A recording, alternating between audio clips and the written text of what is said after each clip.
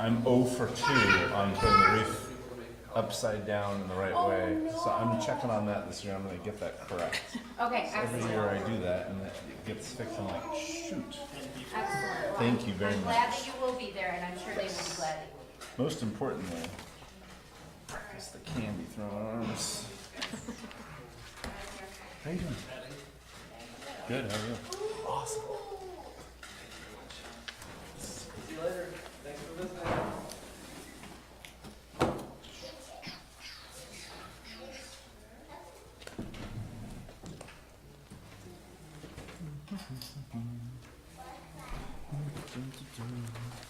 It's gonna be an all-male council meeting tonight. I don't know how I feel about that. It's like the women versus the men.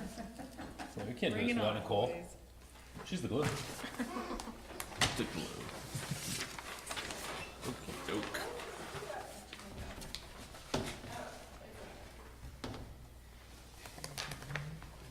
See you later. Hey, how's it going? Good.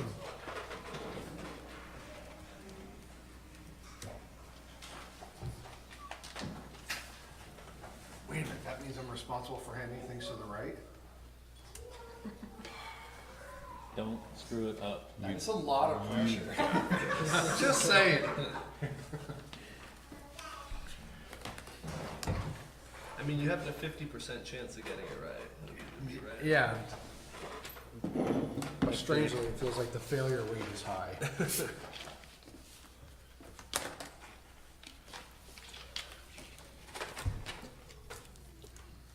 All right.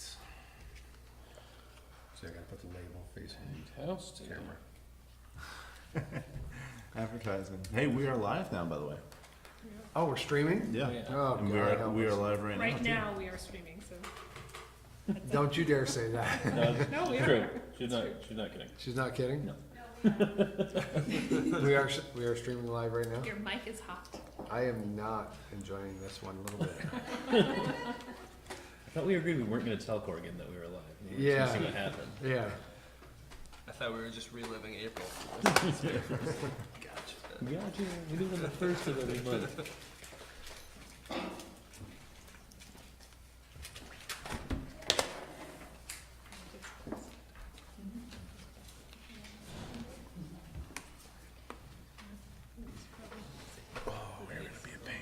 Ah, there we go. I had to read this whole packet on my phone this weekend. Uh-oh. So, You have an issue? no, somebody unplugged my pad here and never plugged it back in.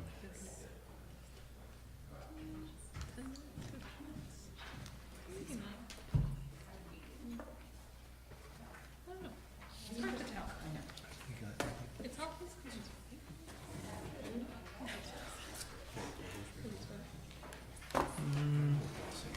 No, there'll be some good new content on that when it comes up, yeah. Some guidance, so it's not just trying to decipher what we received. Oh, come on. Don't take this the wrong way, Brian, but, I mean, as much as we enjoy having you, the real reason we invite you to meetings is so the kids come. Kids come? Where are the What kids? the heck? You don't want this to go down in flames, do you?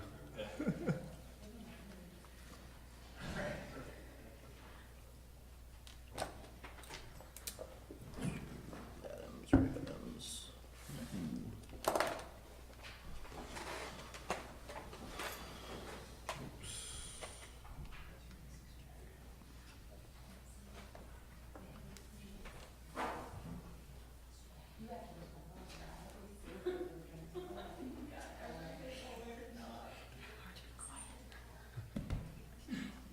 I was gonna tell you a funny story about work today, but not on the streaming.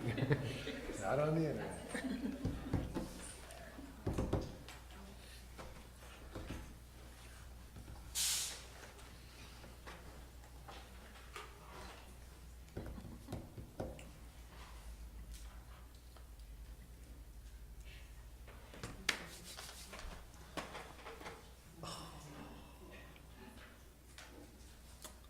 I've still got certificates and plaques for next time we're all together.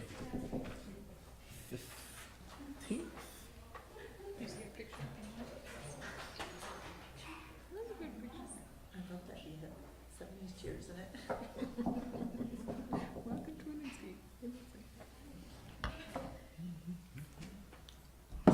This way with my beverages.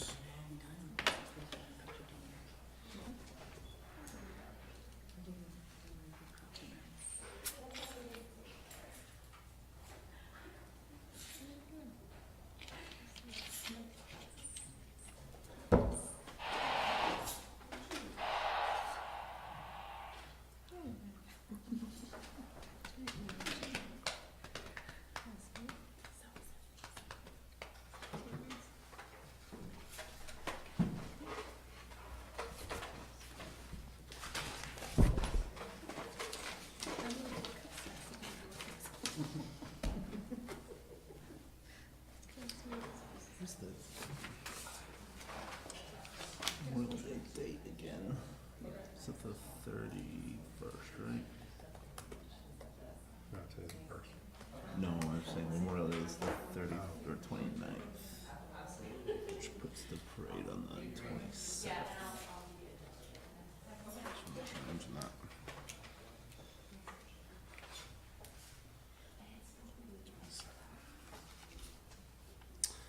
Okay, so being 6 o'clock on Monday, May the 1st, 2017, we'll call to order first the Liquor Control Board meeting. After that, we'll also convene the Winooski City Council meeting, but we'll start off with Liquor Control Board, and we'll call that to order by asking everybody please join us for the Pledge of Allegiance, led by Deputy Mayor Brian Corrigan.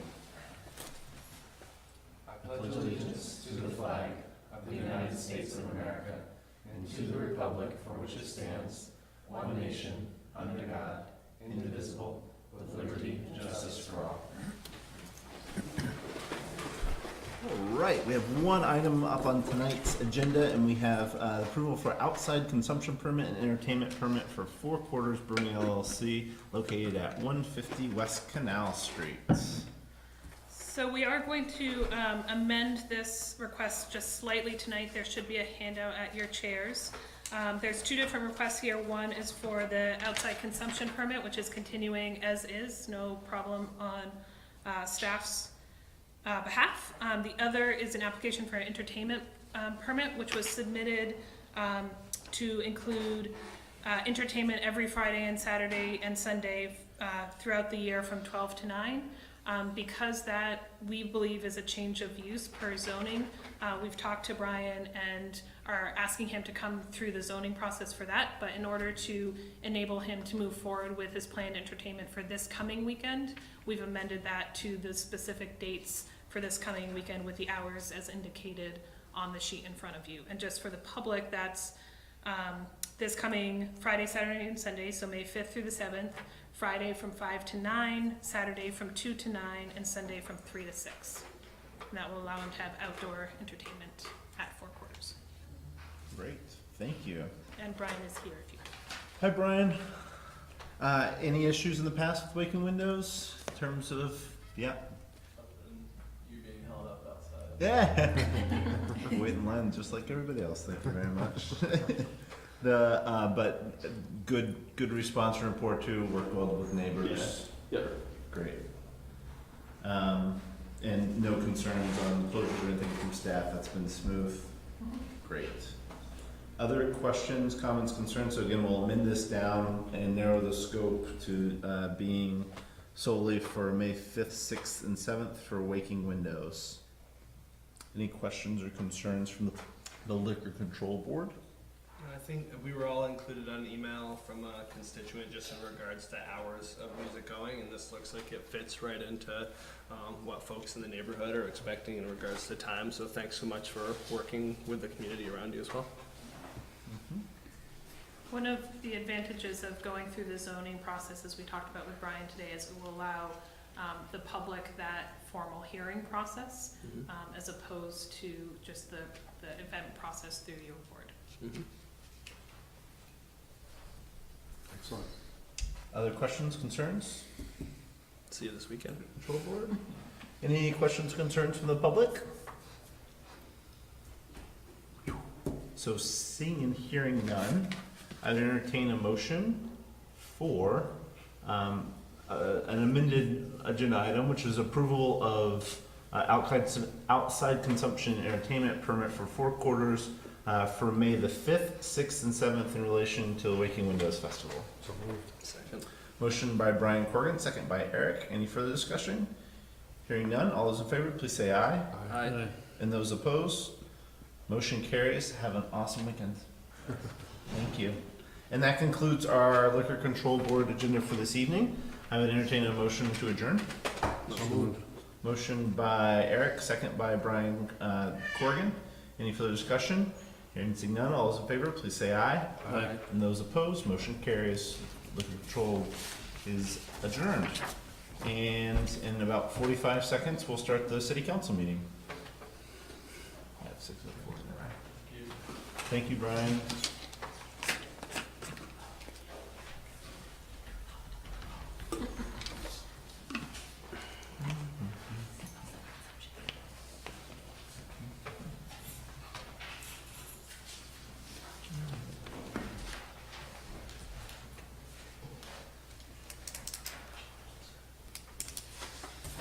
Carol, sign the approved site.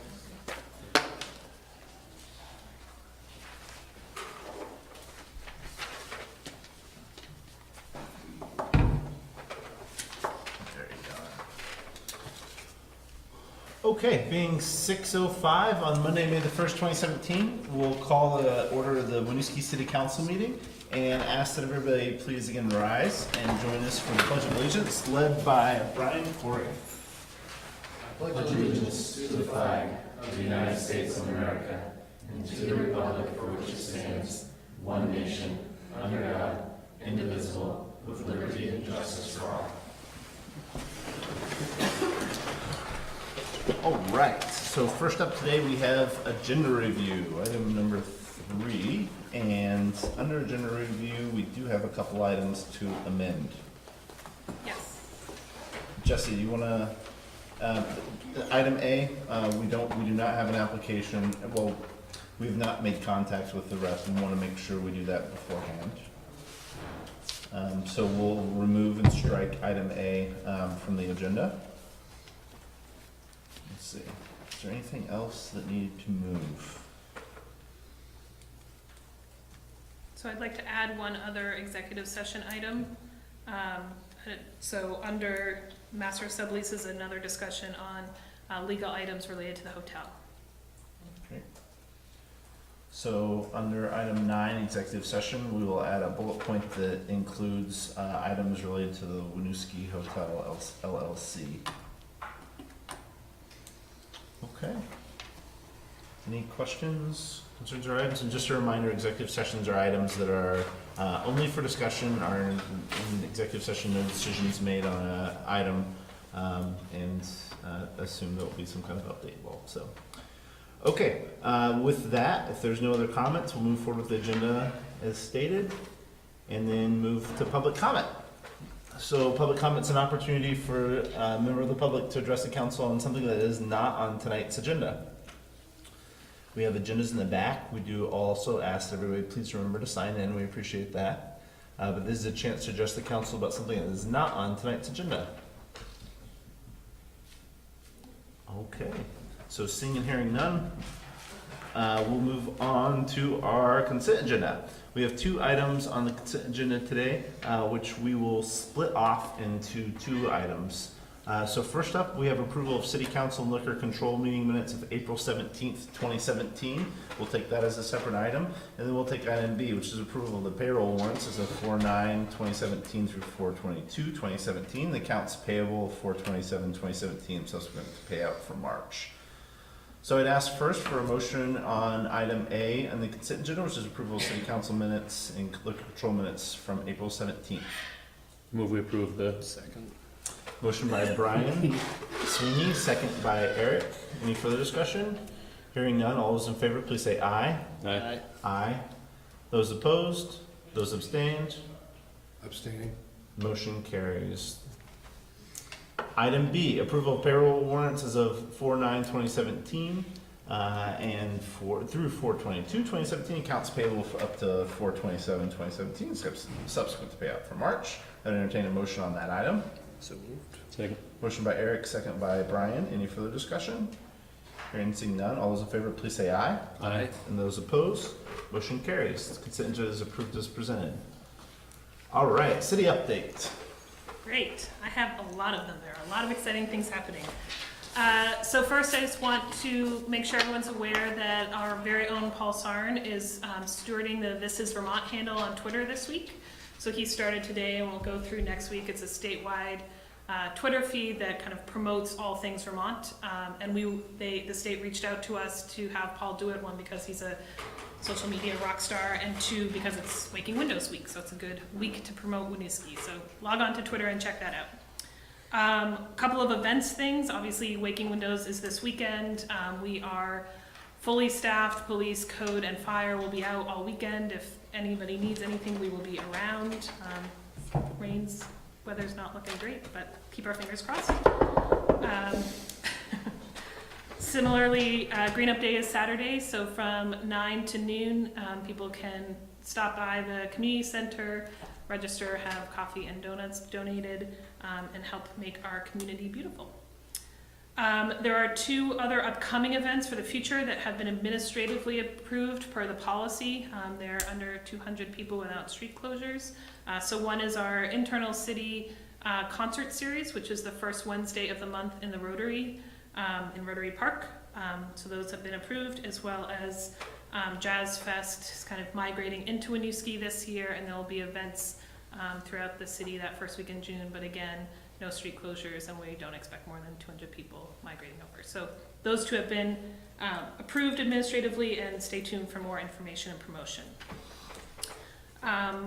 Memorial Park cleanup is done. That was completed the end of, not this past week, but the week before. We took a lot of stuff out of there, and it looks great, and we really encourage people to go down, make use of Memorial Park, and we do plan to launch an official kind of formal group walk in the next couple of weeks as well to make use of that new site.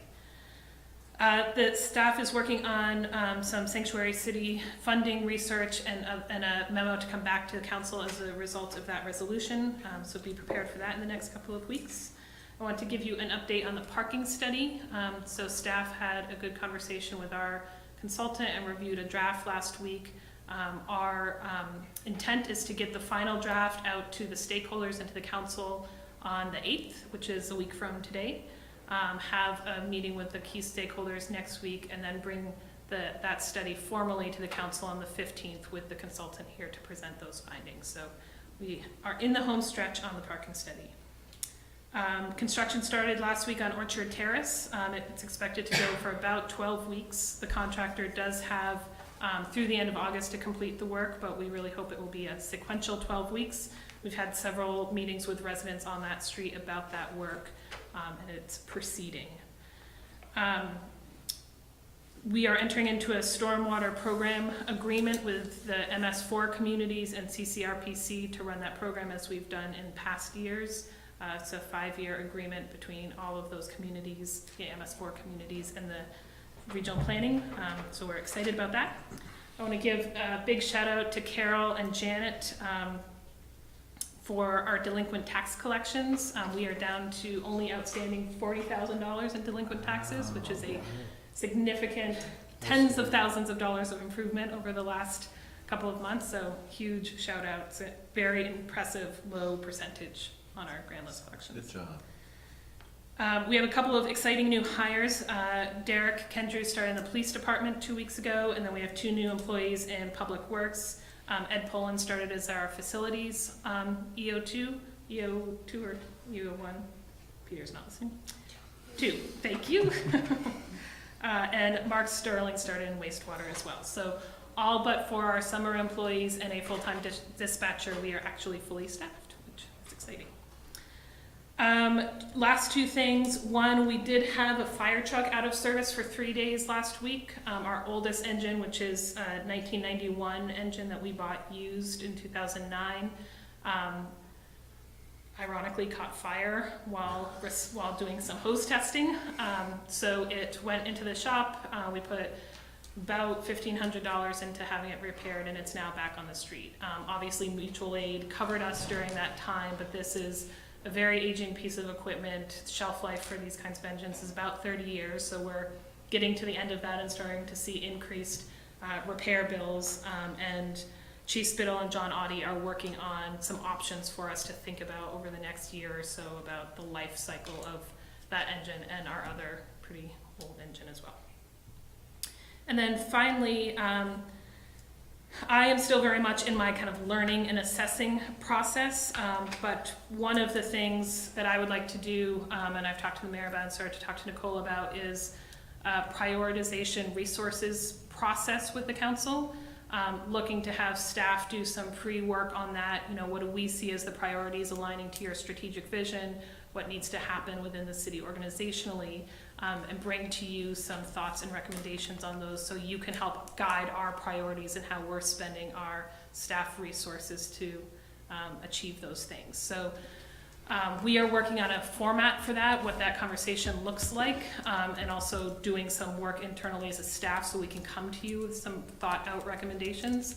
I do think it would be useful to start thinking about a date in June or July to have kind of a council retreat. So I will likely be coming back to you either at the next meeting or the first meeting in June, looking for some dates to do that work, and probably several hours. So just a heads up that that's coming. Awesome. Those are all my updates. Thank you for your patience. And if humanly possible, we will probably try to grab a Saturday for that, so there's not a stressed conversation if that's humanly possible, but I can already see some faces where that might be interesting, but yeah, good heads up. Thank you. Now we move on to council reports.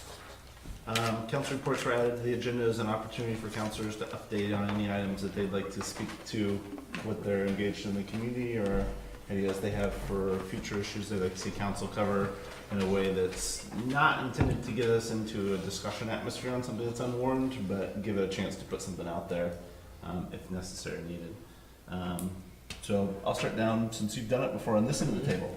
Yeah, I think the only thing that I have to add is I know Paul is putting together for folks who do show up for the Green Up Day at around 10 at the O'Brien Community Center. I think he said there's going to be a picture taken with the Girl Scouts that are going to be there as well.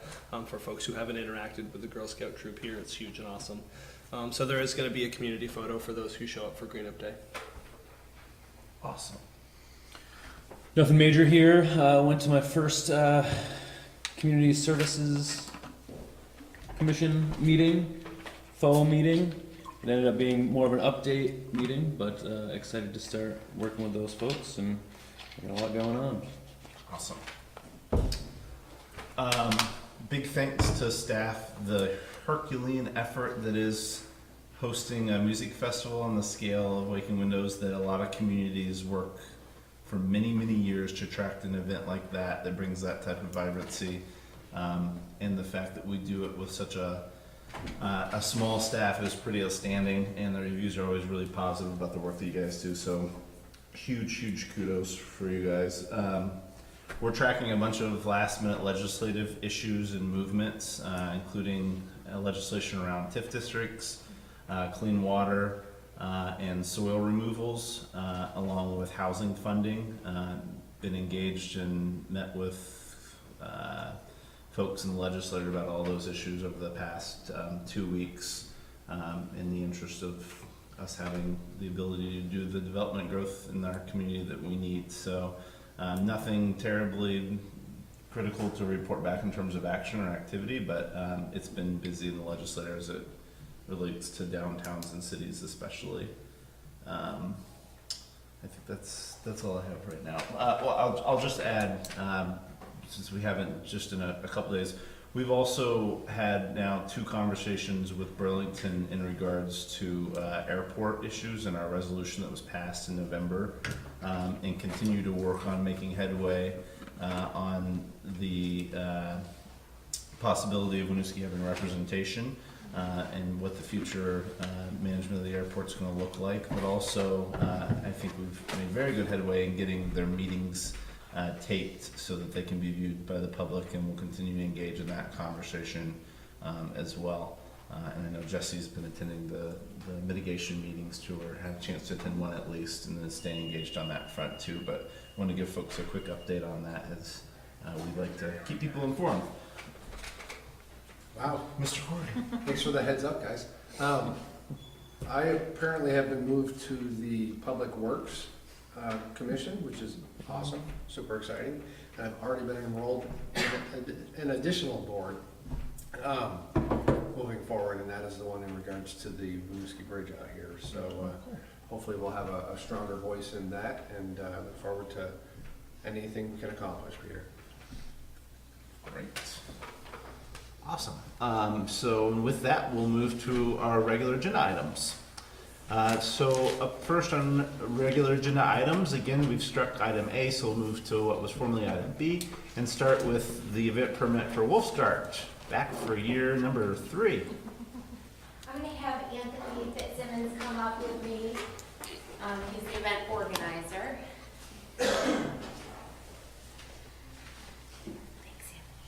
How's it going? Good. Okay, just to give a brief background on Wolfsgart, at the April 19th, 2017 event review meeting, city staff met with event sponsors to review the application for the Wolfsgart Era 2017.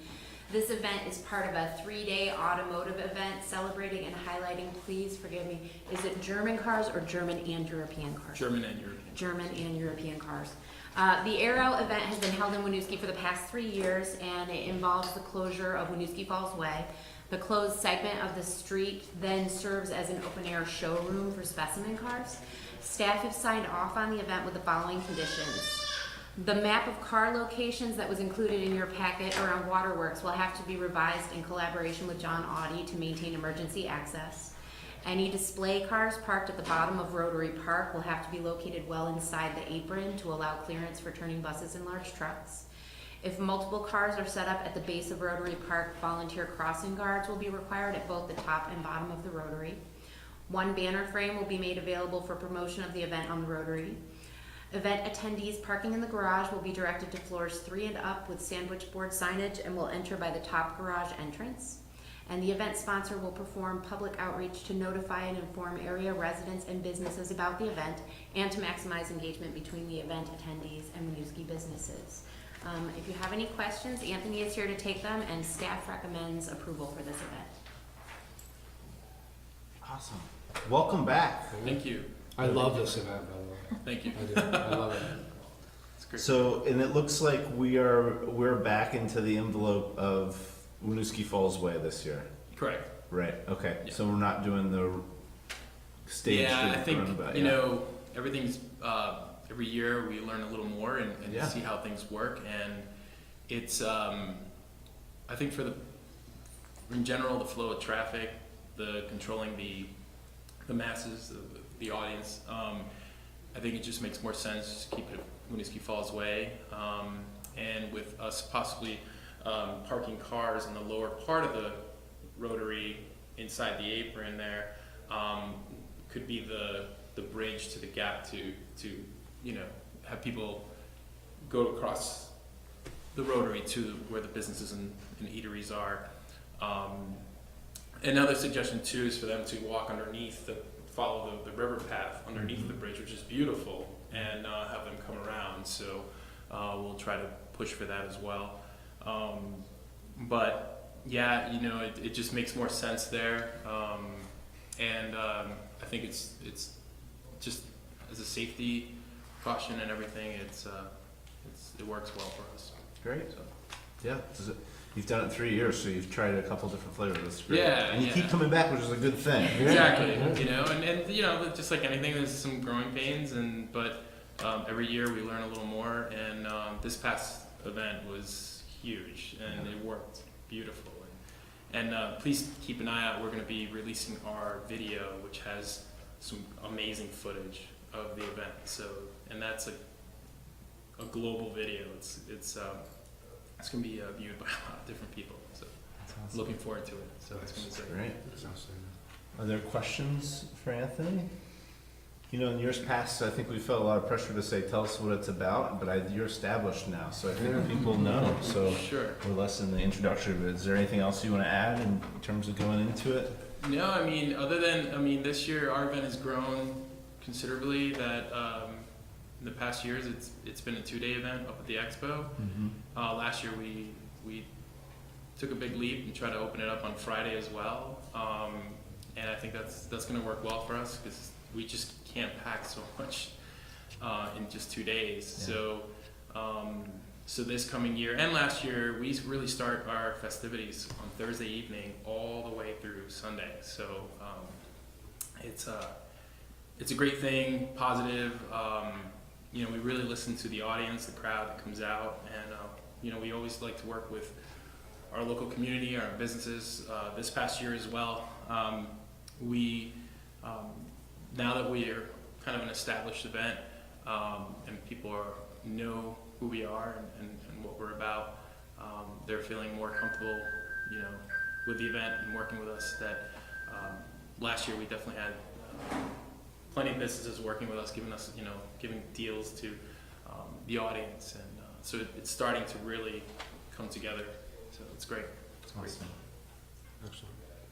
Any other questions? Any questions from the public? Great. So, seeing and hearing none, I would entertain a motion for approval of the bid permit for Wolfscart 2017. So moved. Second. Motion by Brian Corrigan, second by Eric. Any further discussion? Hearing none, all those in favor, please say aye. Aye. And those opposed, motion carries. Thank you. Excited to have you back. Thank you. Thank you so much. Thank you, staff, for all your work too to make it successful. Okay, thank you. It looks like I was going to stay right there for That's Memorial right. Day parade. That's right. The VFW and RVA have submitted an application to hold the annual Winooski Memorial Day Parade on Saturday, May 27th, 2017 at noon. Staff from Community and Economic Development, meaning me, the Department of Public Works and the Fire Department attended a planning meeting at the VFW on Saturday, April 22nd. This event involves the closure of Main Street between Normand and Maple Street for the parade.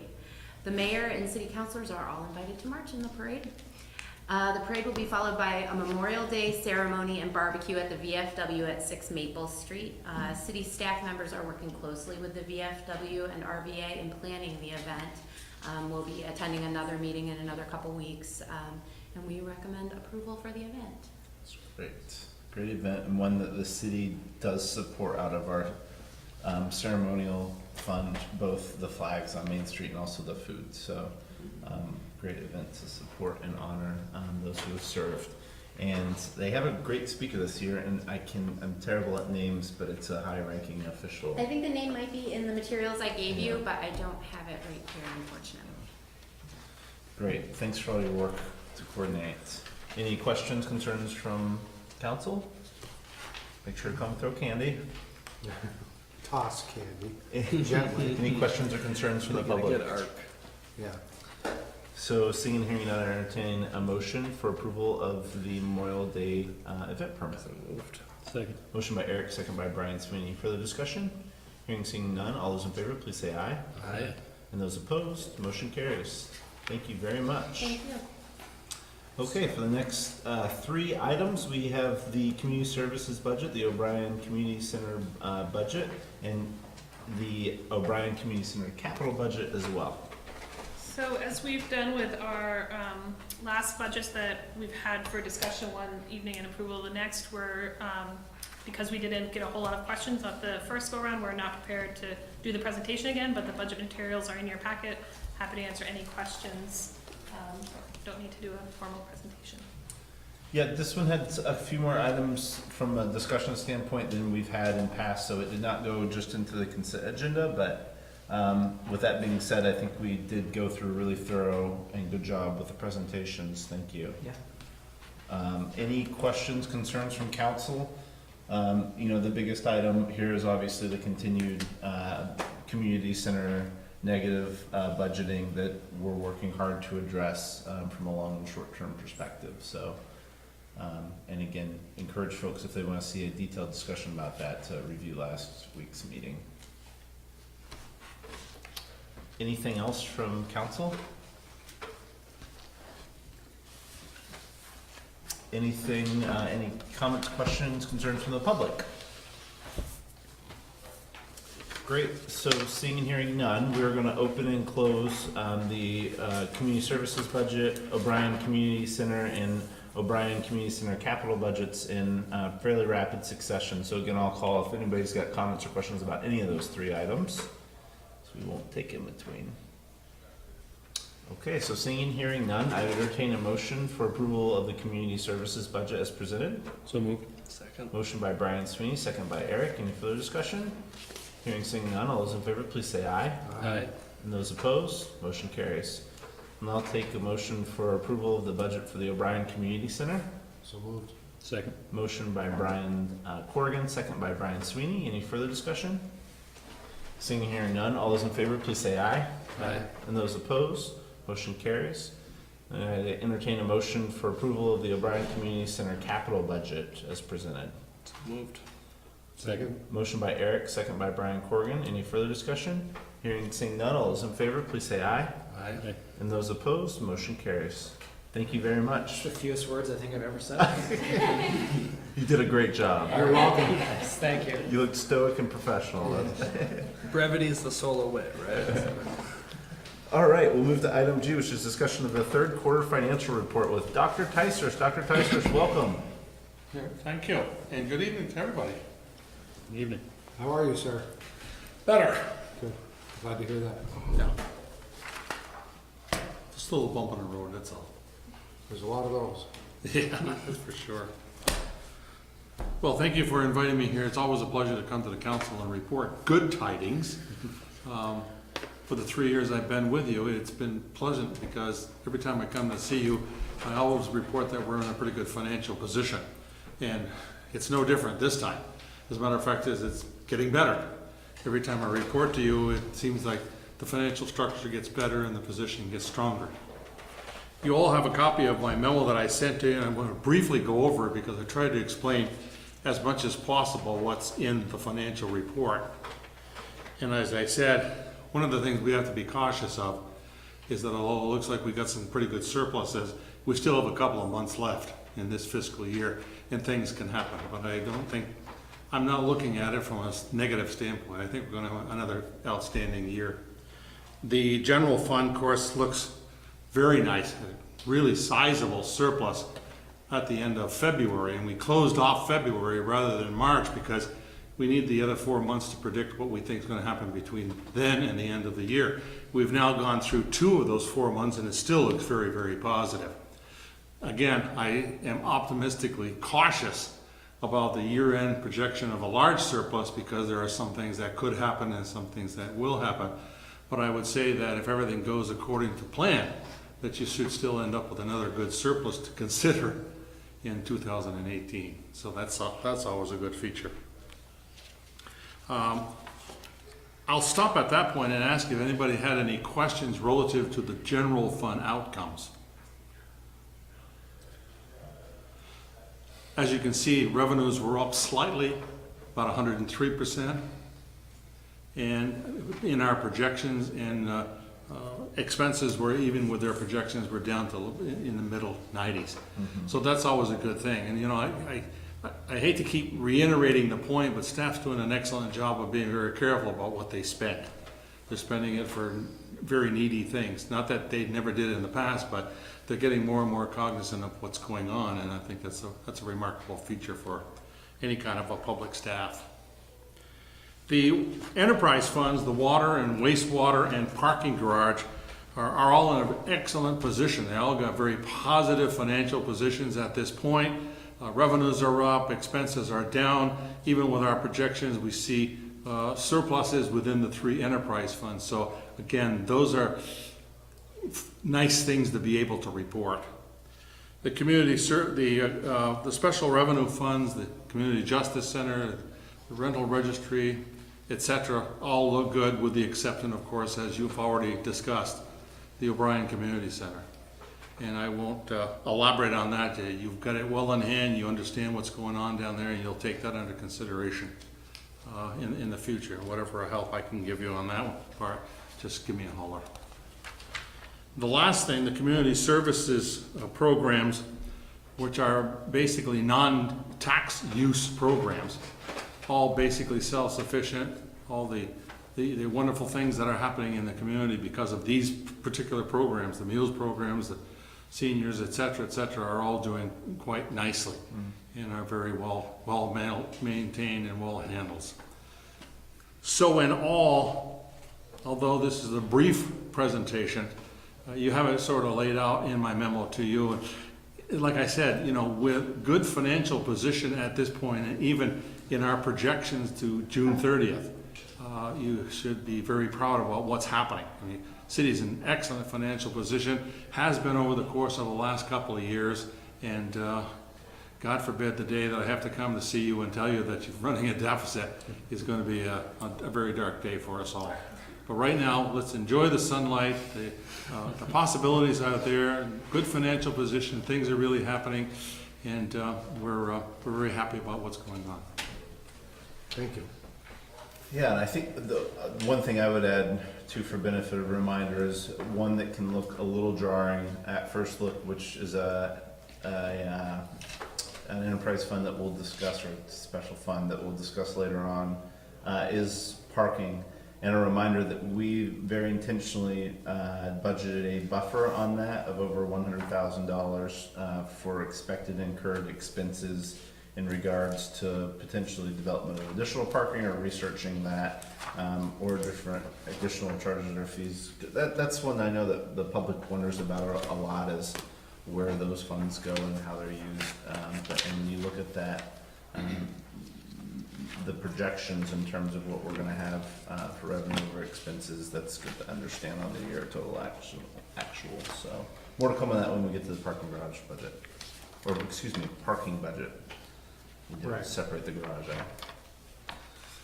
Other questions, concerns? These are all, it's always important too to remember, we discuss a lot that it's, the percentage of the year does not always equate with the percentage of spending on a fund, and that's no surprise either. So in other words, when you're closing 25% of the year, you may have line items where 100% of the funds are spent, because that's what the line item was for something that was going to be spent up front. So There are some line items that where you spend the entire fund for the year up front, even first quarter, second quarter, and it kind of skews the totals a little bit. The other thing, of course, is because of the fact that we post all of our insurance payments, premiums, workers' comp, things of that nature, to one account, and then at the end of the year, at audit time, we allocate them out to the various components, various divisions, and we only can do that once we know what their total labor costs and things of that nature are going to be. So we then have an allocation table that we can use.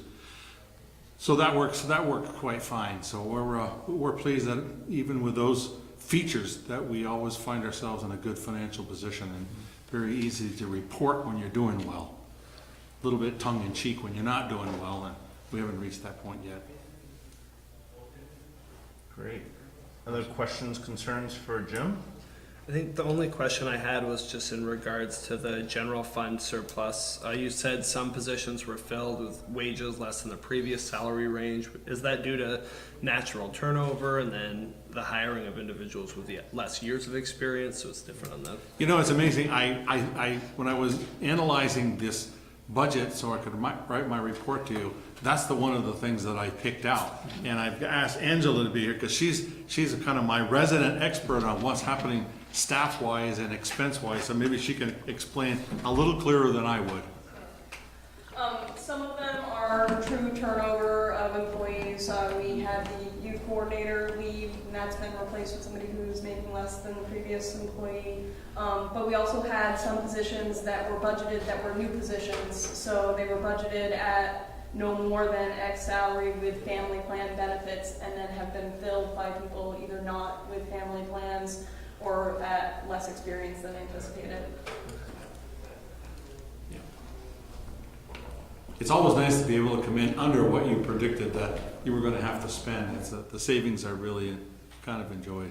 Yeah, absolutely. And also just wanting to ensure that we are remaining a competitive employer too. I would imagine we still are, yep. Good. Other questions, concerns? Any questions or concerns from the public?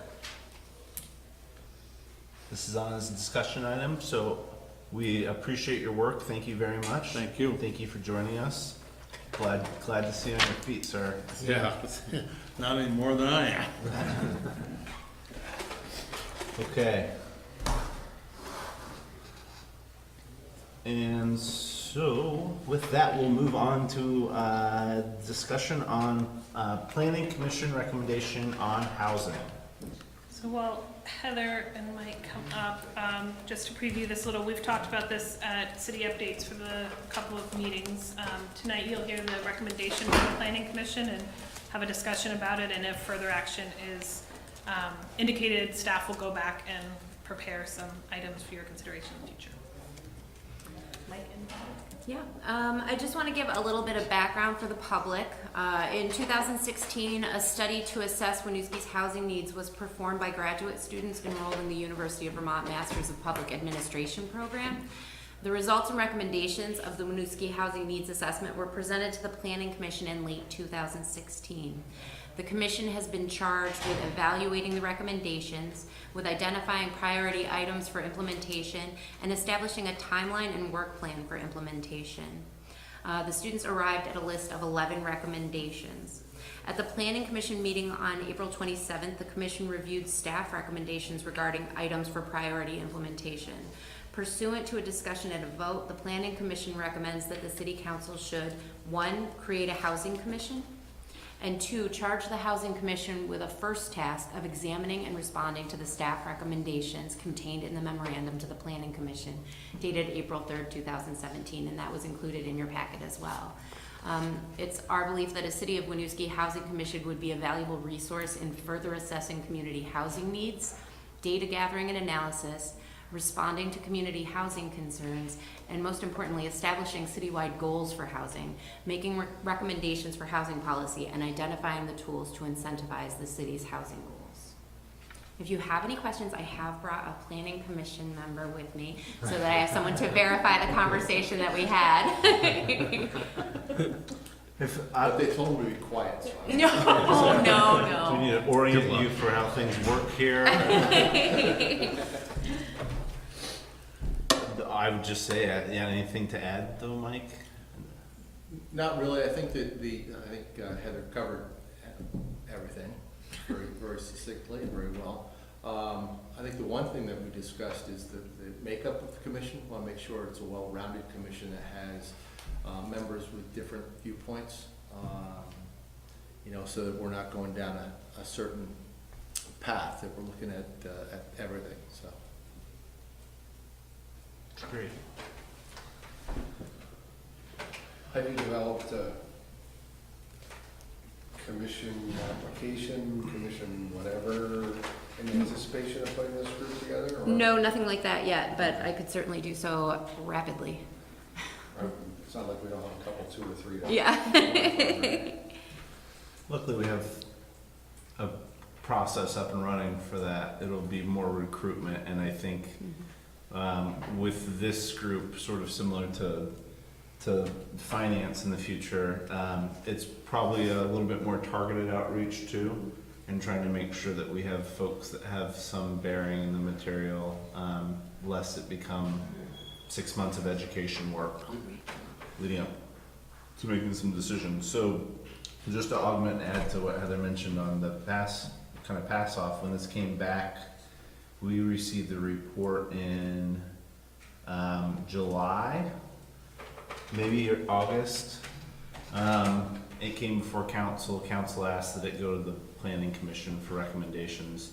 I think the only thing that I would mention on the recommendations that are here is to really be thoughtful about letting that group determine, kind of their validity on it, without I don't want to say without a perspective imposed upon them, but without a lot of,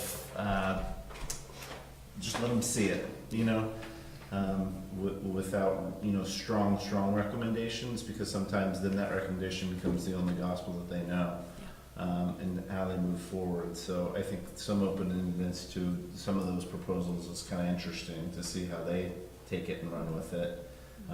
Because I know that was a discussion we had when it first came forward, is there were sort of some things where we thought we saw the answers to the question right away, but we kind of said, wait a second, in that meeting, because that was an hour-long discussion item. We said, wait a second, let's turn it over and have the planning commission do the thoughtful work around it. I think it's totally appropriate that then they pivot to this methodology of really digging into it that makes sense. But to give them some unbridled opportunity to review that data there too. Focused outcomes, of course, but go ahead.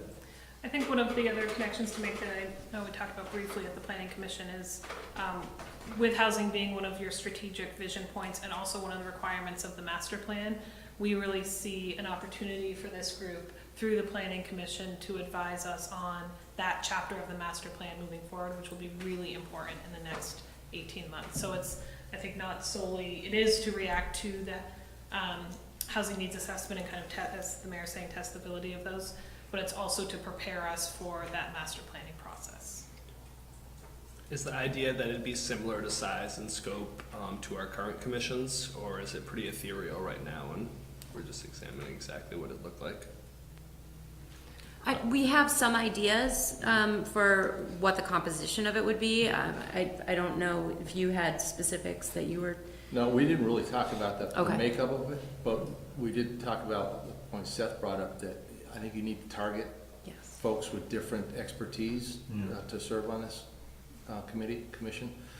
We also talked about its reporting function, so it would, the planning commission assumes that it would report, be an advisory report to the planning commission, that then would move up to you folks from the planning commission. Yeah. And one of the challenging things between really you guys, meaning staff and planning commission members, is some of this is zoning issues and things where adjustment might be needed to the things that you really govern and watch over. And some of these are staff implementation things where it's not necessarily an ordinance or the land use regs getting updated. It's us deciding to do something. Right. It's also going to be very valuable, as Jesse said, about, in terms of the municipal plan. Yeah. It's going to be a big part of that, so. Well, it frees you guys up not to get bogged down in that, which is really exciting too. So that's because this in and of itself can be such an intensive focus. Yeah. So appreciate the time put into this, and there's been a lot of work around updating the zoning in general, and appreciate you guys finding a way to fit this into that process too. I know there's a lot going on, so a very thoughtful document and approach. Well done. From my perspective. And something that's really important. I mean, I won't even say, I've been quoting 110 now for a couple of months, new net units being zoned. I think there's a perception that it's kind of, hey, Winooski's got a good balance of affordable housing. That changes really, really quickly when you're talking about hundreds of units being dropped into a community. So making a cognizant and very, I think,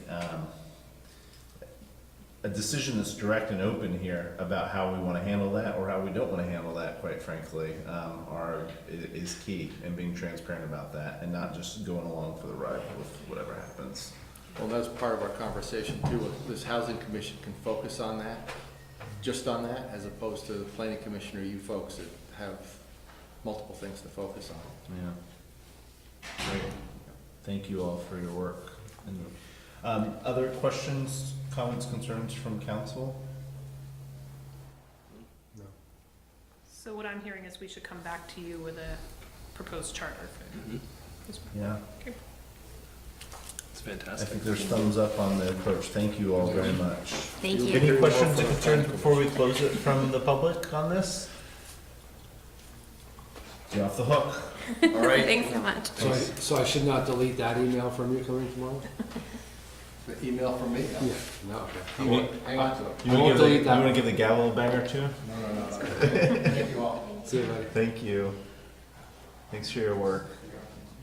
Okay, we're on to what was formerly item I, which is discussion of 15-minute parking spaces. So we have, I'll start this and hand it over to Peter. We have been having a conversation as staff about 15-minute parking spaces in the city, where they're located, and are they located at the right place to provide the support to the business community that we want to provide.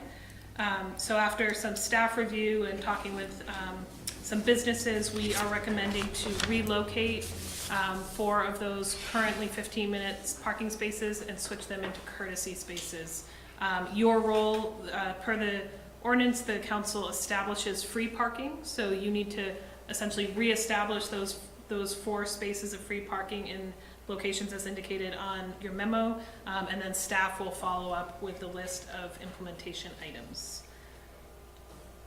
Peter, if you want to add to that, or if people have questions? I think you captured everything.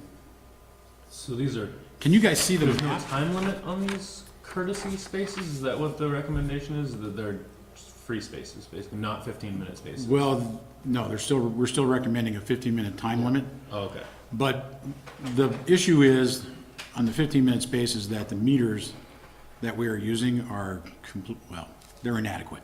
Okay. So we want to replace those, and as a matter of enforcement, John's recommendation was to move to signage and then allow some, I guess, a little leeway in terms of how quickly the enforcement officer has to return.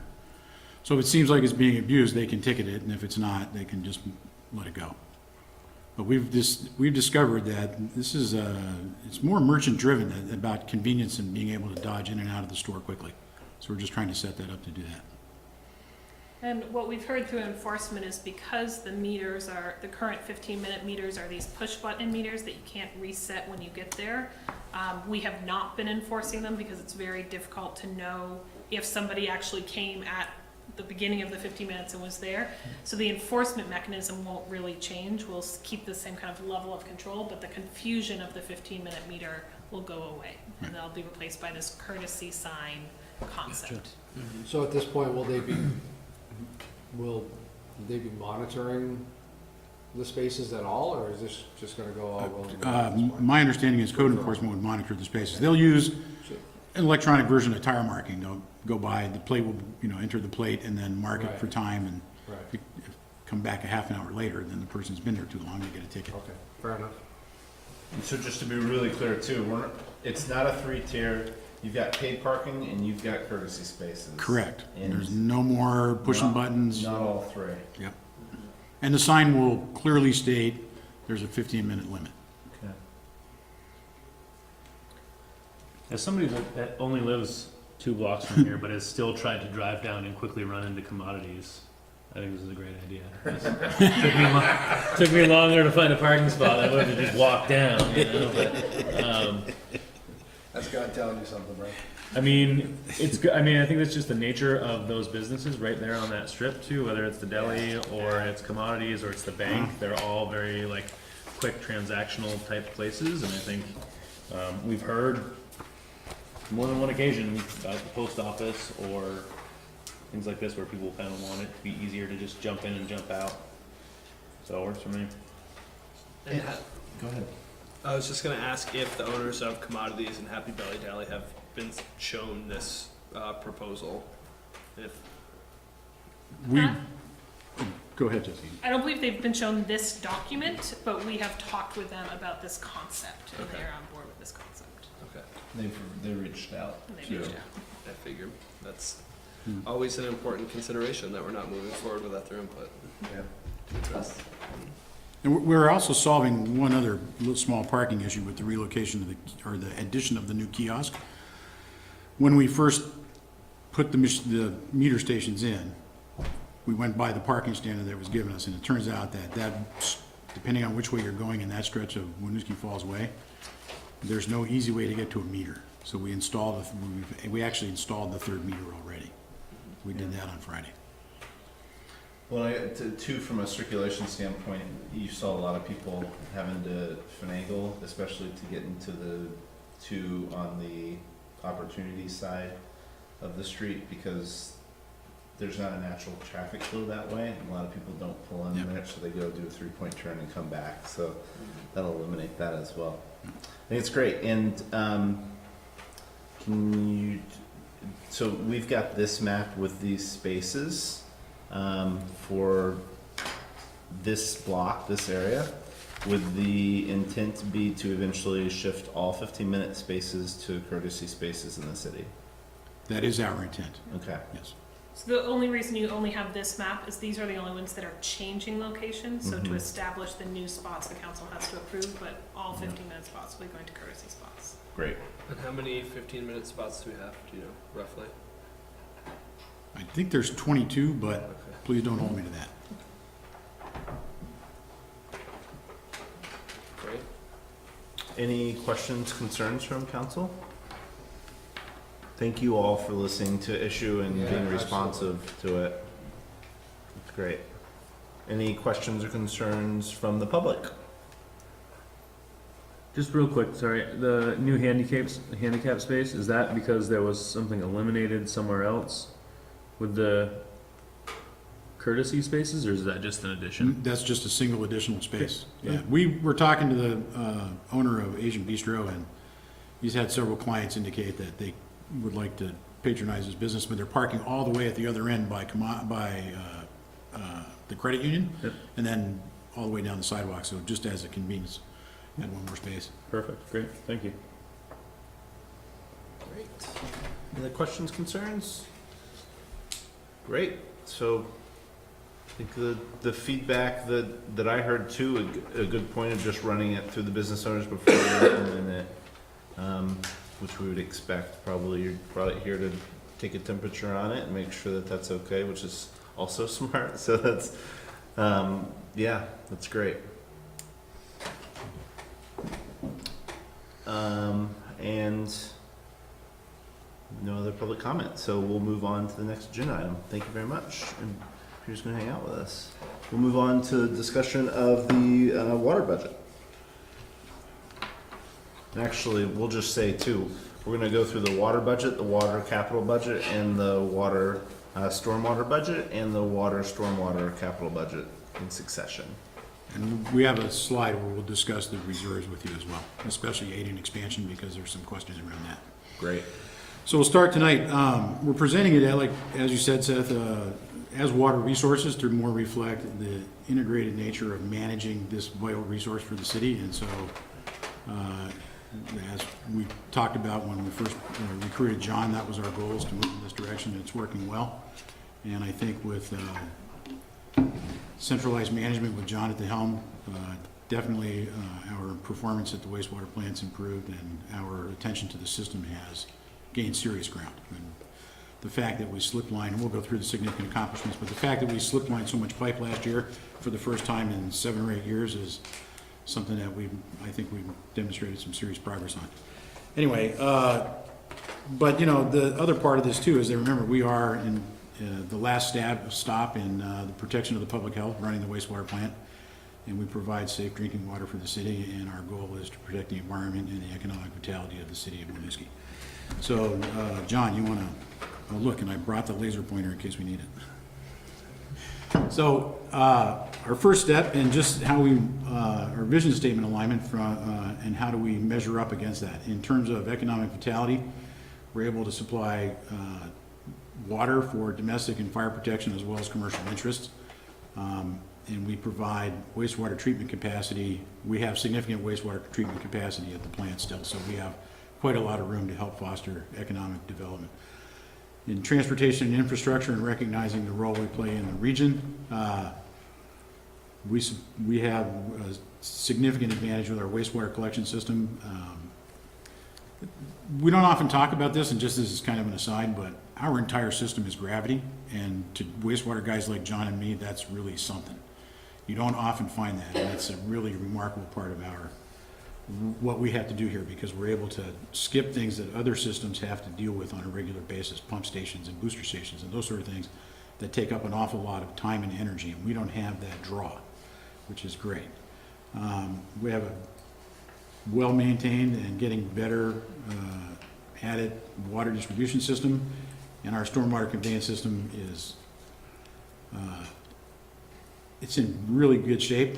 We have some pipe work to do, but otherwise, it's well maintained. And as Jesse mentioned earlier, the MS4 permit that's coming up is part of that. Under housing, we have availability capacity for wastewater and water, and our utility requirements require every home in town to be hooked up to city water and city sewer. And we only have one septic system in town, and everybody else is hooked up to the sewer.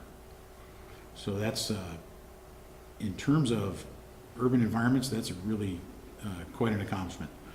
And we have, in terms of the health and safety of the people of Winooski, we do provide safe and reliable drinking water, fire protection, and we have affordable services.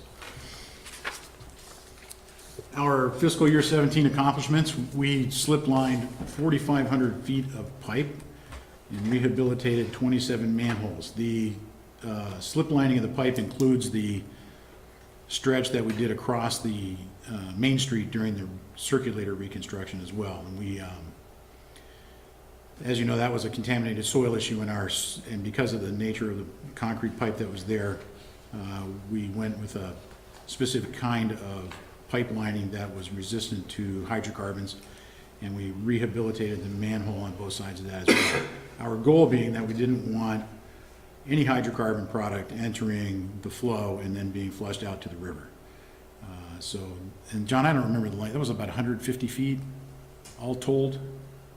No, it was just over 100. Just over 100, and it was almost expensive as 500 feet of Yeah, it was big. the regular. 15-inch pipe. And we used a State, special resin to coat it. state went away when we mentioned that we had this slip lining going on in town. Yeah. They jumped right on that, and we're thrilled that that was gonna be the resolution. I think that probably helped the project keep moving forward. Now, the other part of this is, and this all folds into the part of we made some significant progress toward the asset management plan. We went through, and I'm talking specifically here about system-wide attribute locations. So an attribute is anything that's located on the system except the pipe. So fire hydrant, storm basin, water valve, a box, a tank, etc. So we've mapped all of those, and we've integrated them into the GIS system for the asset management system, and the pipes are located in there as well. We also finished the water system master plan, which also included the hydraulic study of the system, and we now know as much about it as we could possibly know. The issue there, and the reason that was so important for us is that based on certain hydraulic characteristics of the system, John and I can look through it and relate it to maintenance needs and the condition of the pipe and where we want to focus our efforts. So that's done. And we made some significant progress towards developing a capital investment plan. And so what we did there, and John can talk about this because he was actually intimately involved as that got formed, but we've gone through, looked at all of our capital needs. We're starting to draw them out over a 20-year plan so that we can begin to understand both what our financial picture is and where our resources need to be concentrated, and we're working on that pretty extensively. We completed the flow restoration plan for Morehouse Brook. That's a stormwater project. I think everybody knows about that, but it's a pretty significant, 90% of the watershed from Morehouse Brook is in the city of Winooski. And we share that with Colchester. And so we'll move towards installation of some best management practices and some features as part of that over the next couple of years. I think we have until, I'm going to say this, 2025 before we have to have that fully implemented. So we'll work on that as in a phased rollout. And our technology evaluation for phosphorus, TMDL.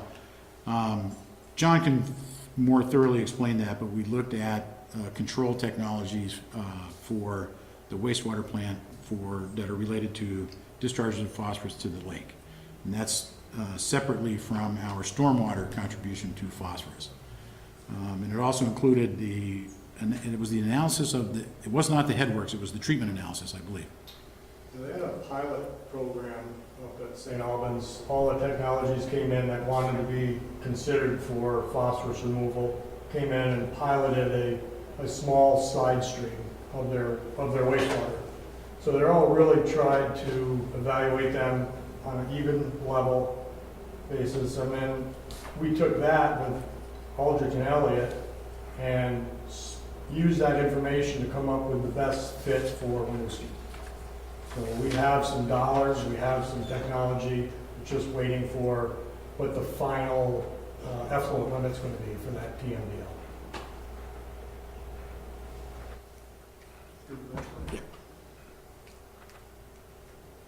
So significant changes moving from fiscal year 17 to 18.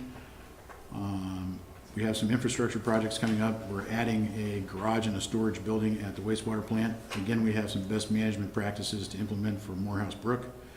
And we have we would like to enroll in the load curtailment program at the wastewater plant. And I'll explain that to you in just a second. Other ones that we have here, equipment upgrades at the plant. We want to replace the return activated sludge pump. We have replaced one of them. And the boiler replacement and generators are related to this load curtailment. And the other thing we have is a headwork study so we can have an understanding of what we need to do up front to automate the grit removal and the flow control and sampling coming into the plant itself. So on this,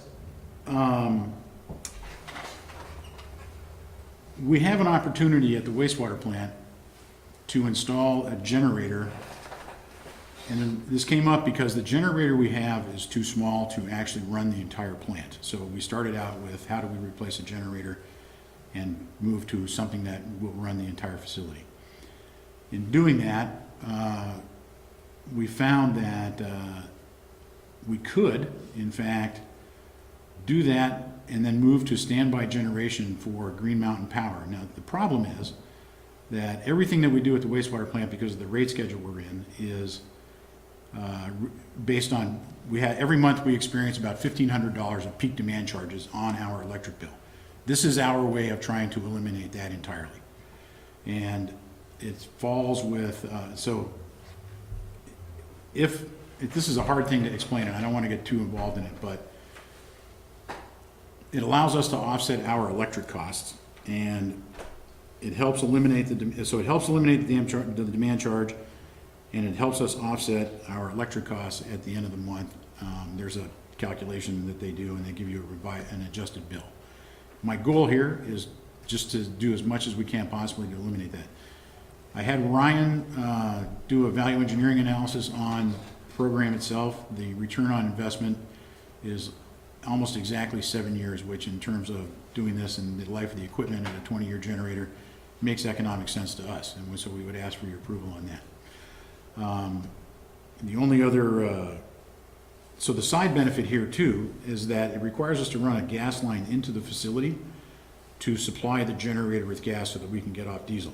As a result of that, we will also take the boiler offline, get rid of the heavy diesel intensive boiler that we use for domestic hot water, and move to a natural gas hot water installation in the plant. Because the only thing we have for hot water, the only thing we use hot water for in the facility is basically what we call domestic use. We use it in the lavatories, and in the kitchen, in the sink, in the break sink that we could fill the coffee pot from. And that's it. So in order to do that, we would need the gas line down there. And so we've kind of tied it all into one project, and we can go into the cost in a little bit. Other changes we have, we've added the equipment operator 2, the system operator finally. That position was vacant from the beginning of the fiscal year until we hired him last week, just 2 weeks ago. So we finally filled that, and that also will account for a lot of our vacancy our vacancy savings will account for a lot of our differences in our budget. And water has moved into participating into the Orchard Terrace reconstruction. One of the things we're trying to do is shift to understanding how pipe replacement and street work fits together. And in Orchard Terrace, they combine there over the water supply line and a couple other things. So we're using that as our test case to make sure we can do that adequately. John, you want to kick that? This is our proposed budget.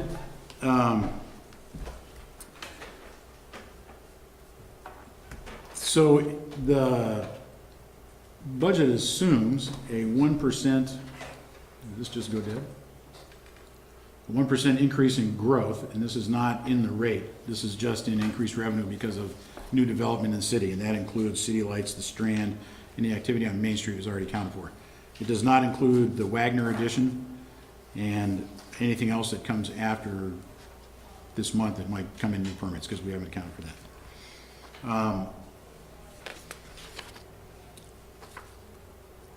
We can move on to the next one, John. That was the revenue side. On the expenses side,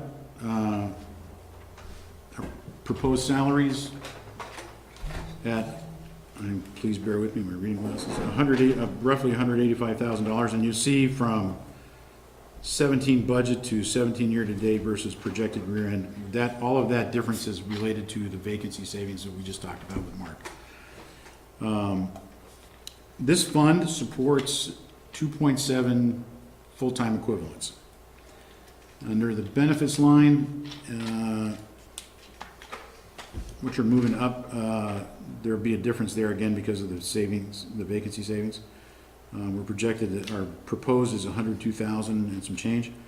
And the benefits line is health, other employee benefits, training and travel. And training and travel in this account, because it's an enterprise fund, did not shift to the pooled stuff under the general fund.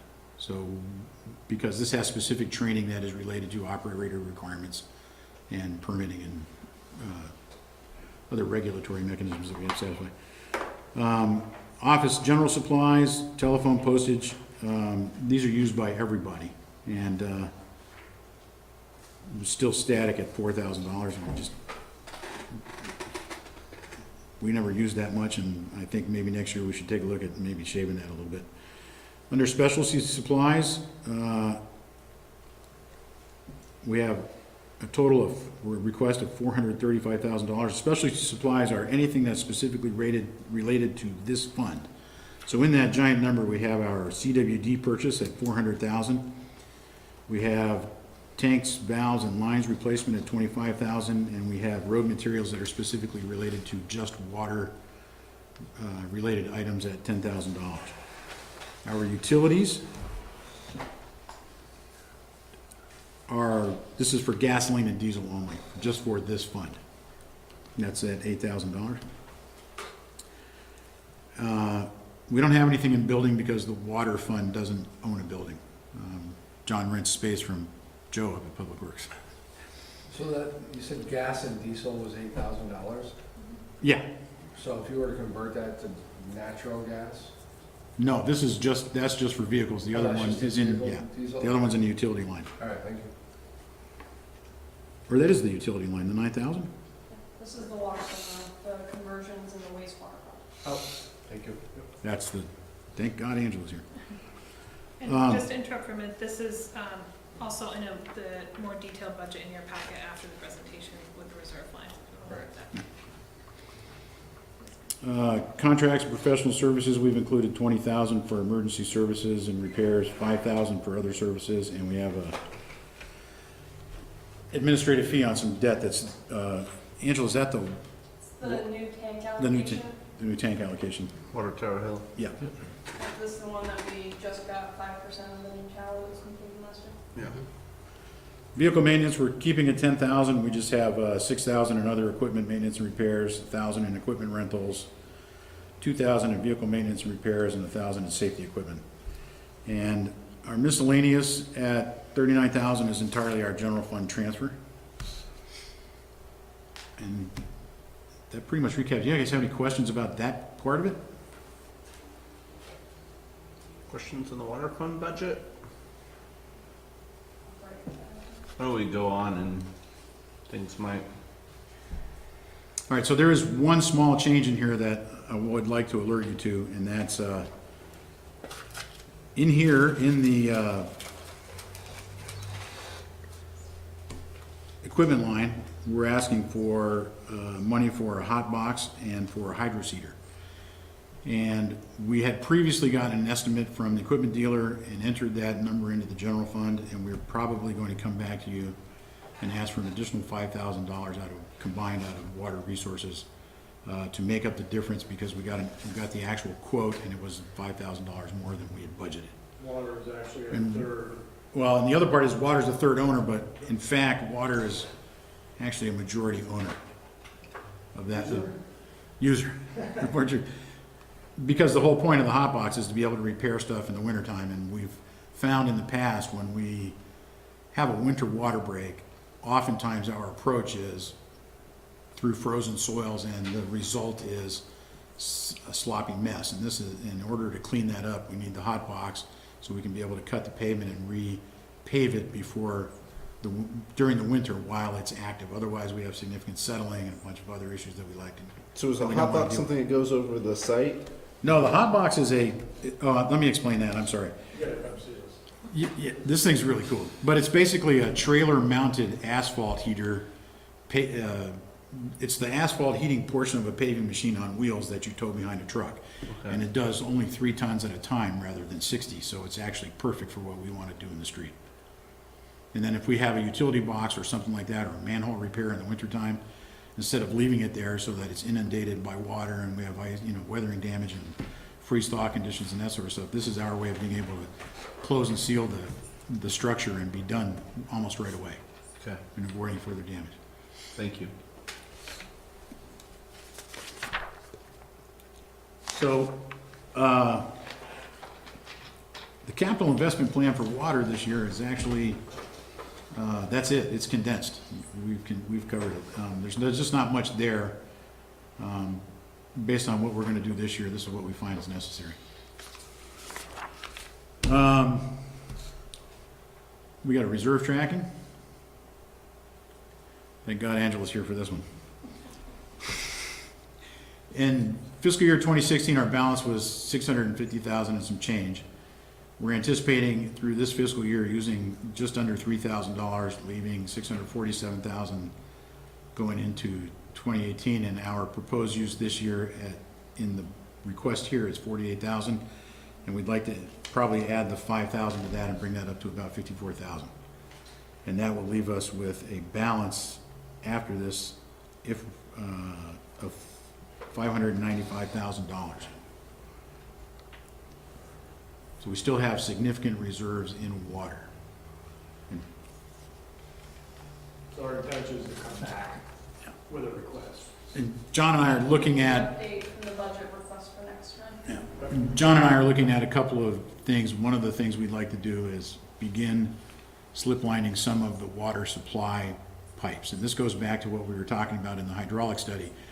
We know that there are some pretty significant lengths of pipe in town that if we chose to rehab them, we could probably get an additional 20 to 30 years life out of them and not have to dig the street up. And in this one case, it's the fountain, which, as you know, we had bond money on, and we paved, and we are not at all anxious to let anybody dig up LaFountain Street. So, and we've done it already, and sometimes you just can't avoid it, but we'd rather not be the people doing it. So if we can slip line the length of pipe that's under the road, we would consider that a benefit.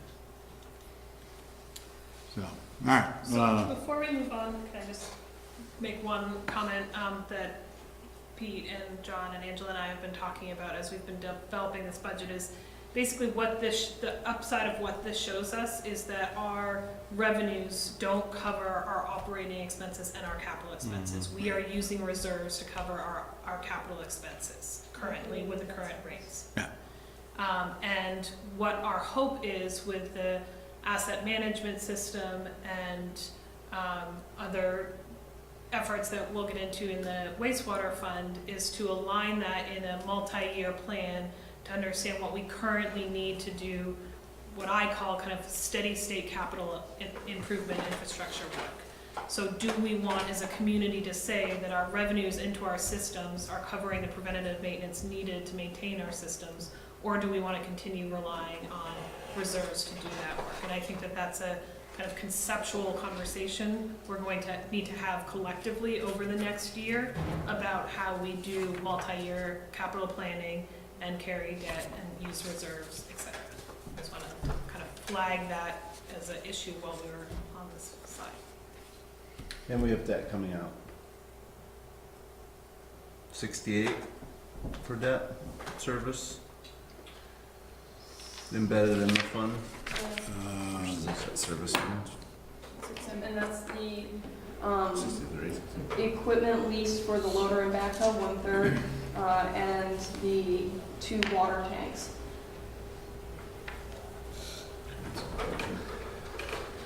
And we also have a portion of the 2012 street reconstruction bond in there.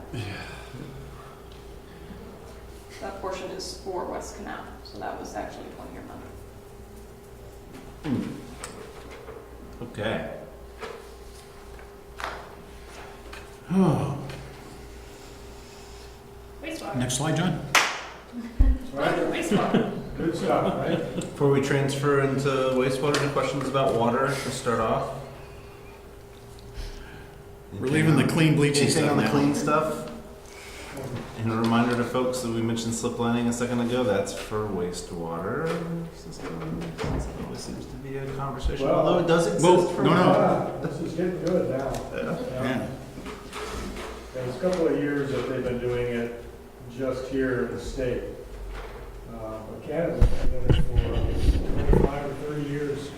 So prices are coming down, about $78 a foot, I found out today, for 8-inch pipe, compared to maybe $300 to dig it and replace it with new pipe. So it's pretty reasonable. And you're not digging up the street. So we're probably gonna try that in the coming year. Not in this fiscal year, but 19. I love that you guys are just ready for us to run out and do this stuff, though. It's good. I mean, it's preserving the system. As long as we inform everybody ahead of time. Well, we promise not to stink up anybody's house. We don't promise that. We'll try not to stink up anybody's house this Yeah, year. the thing about that is those people had an illicit connection. Yeah. I mean, they Yeah. had no trap, so it's, I mean, you know, they didn't know about it yeah, either, it's a but shock to them, but it's actually a safety concern. So, Right. With No. other gases that could be passing back and forth Yeah, through right. the system, Right. yeah. So it's good side of it too. Yeah. All right, wastewater. well, I'm glad we're not at the dinner table talking this. Anyway. So our proposed budget for wastewater on the revenue side, this fund, and this is wastewater and stormwater in the summary that you have in the 10-line summary.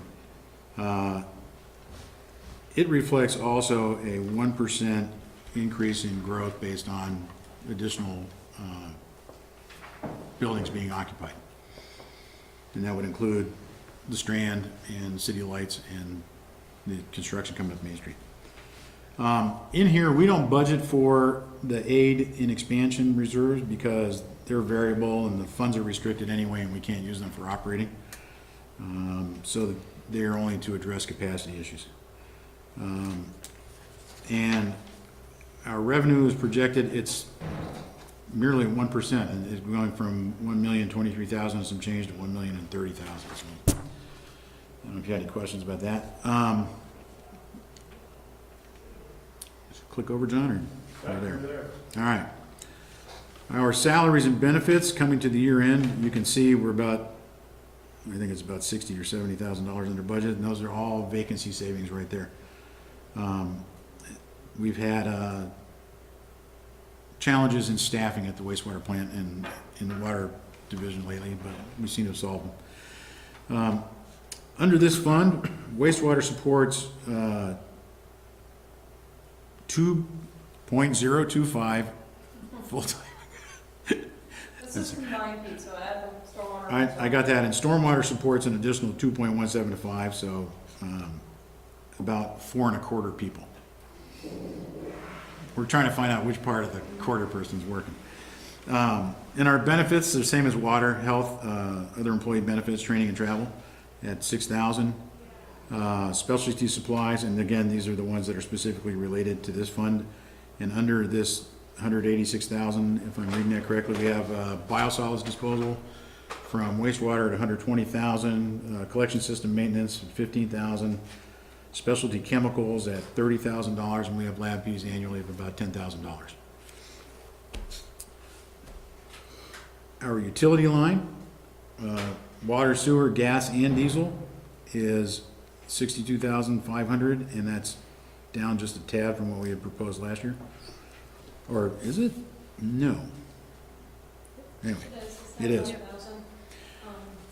Also where the electric and Under building maintenance, $15,000, and that's just for the maintenance of the building at the wastewater treatment plant. And separately from the garage this year, we're gonna take a look at the roof and a couple of other things on the structure and make sure that we're keeping it up to speed. Under contracts and professional services, we have, on your summary, you have 81,500. We have 25,000 in professional services and wastewater, 20,000 in stormwater. We have stormwater fees for clean water and for the regional stormwater education program, $8,500, and we have stream monitoring at how much is it? 13,400. And that's new. That's part of the agreement. You know what, John, you get to explain the intricacies of that one. The state has hired a consultant to monitor all the streams in Chittenden County that are the MS4 communities, so they divvied it up by impervious. So our share of that is 13 grand. So that's probably a 3-year project, I would hope, maybe no longer than that. But everybody's paying it, and it's part of the stormwater permit. Brother. Under vehicles and equipment, this is all our vehicles, including equipment rental, and we're coming in at $28,375, slightly reduced from last year. And Angela, I cannot remember the reason we reduced that. Do you We recall? weren't using the full amounts. Yeah. Specifically, equipment rental went down a couple thousand, and vehicle maintenance as well.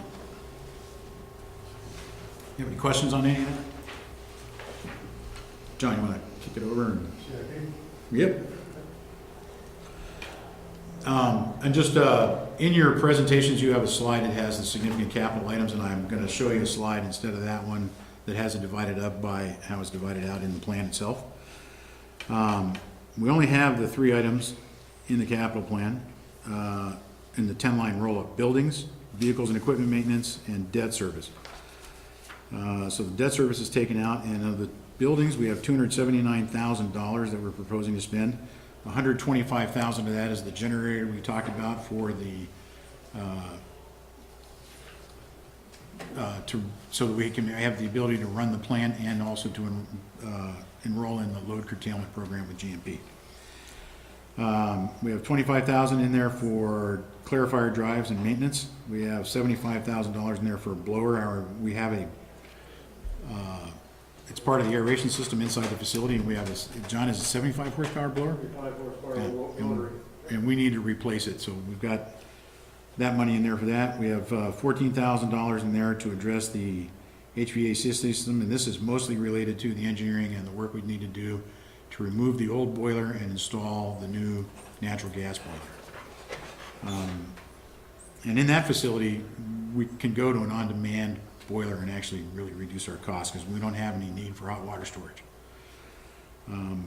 We have $40,000 in there for construction on the garage that we're proposing to add to the back of the building. So just a word on the garage. That one of the things we run into at the shop in the wintertime is that it's the only climate-controlled place where we can store vehicles that have water in them, like this tank and the Vactor, the small pull-behind Vactor. It's not a Vactor, but it's, is it? Yeah.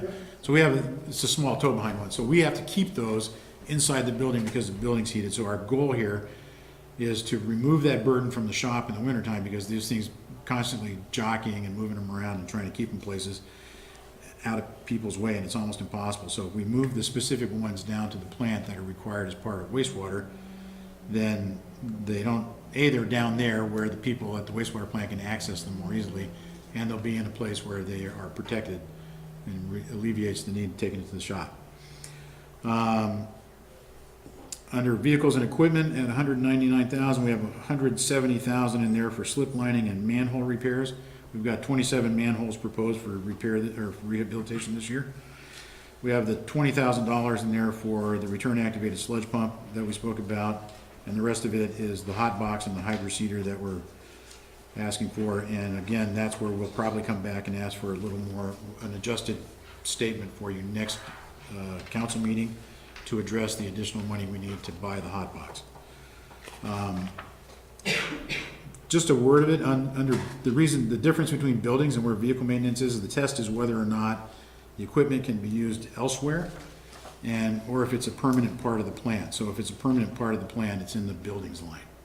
And I had a question about why do you do this way, and I just want to point that out. I think we can go to, if we don't have any questions on that, we can go to reserve tracking. And somewhat different picture than what we see in water. We began fiscal year 16 with that 1.7 million. We projected use of 128,000, leaving us with 1.6 million. Our proposed this year is $423,000, and our budget at the end of this will be $1.2 million. And then, as part of the development of the continued capital investment plan, I hope that we'll have some better information to share with you on how we're going to begin reducing the fund balances. So we'll do that and coming up next. You want to hit the next slide, John? Okay, so skip that one because that's the one I gave everybody and I made it. There's always the, one more. I got it at the end, I think. There we go. It's always when you do it, how could I have presented that information a little bit better in this presentation? So I took this opportunity to take that one that was confusing and divide them up so you just had a picture of exactly where we're spending the money. And that just highlights what I've just told you about the garage addition and generators and whatnot. And then down at the bottom on the vehicles and equipment maintenance. And then if you go back up, John, we'll have the emerging issues in 2018. Asset management is still going to continue to occupy a considerable amount of our time as we finish implementing that system. I had a progress update meeting with the consultant, and then also John's had some correspondence with the fellow who's heading up that effort inside there technically. And we think we have been told by the folks at NextGen that we could have a screen that we could work on where we could show you interactively what this is, probably in about 6 weeks. And so I'm really looking forward to that because we've been talking about this for a long time and we haven't really, other than development shots of where we are going, we haven't had actually something where we can plug something in and show you how it works. I'm really anxious to do that. We'll continue working on the capital investment program and start figuring out how to spend those balances and do it appropriately. Stormwater regulations are going to continue to we'll just continue to work on them, as you know. That's something that's not going to go away. We have the phosphorus TMDL, and that's specifically related to the phosphorus that's discharged from the wastewater plant. We're not talking about the integrated permitting issue that John and I are trying to negotiate with DEC.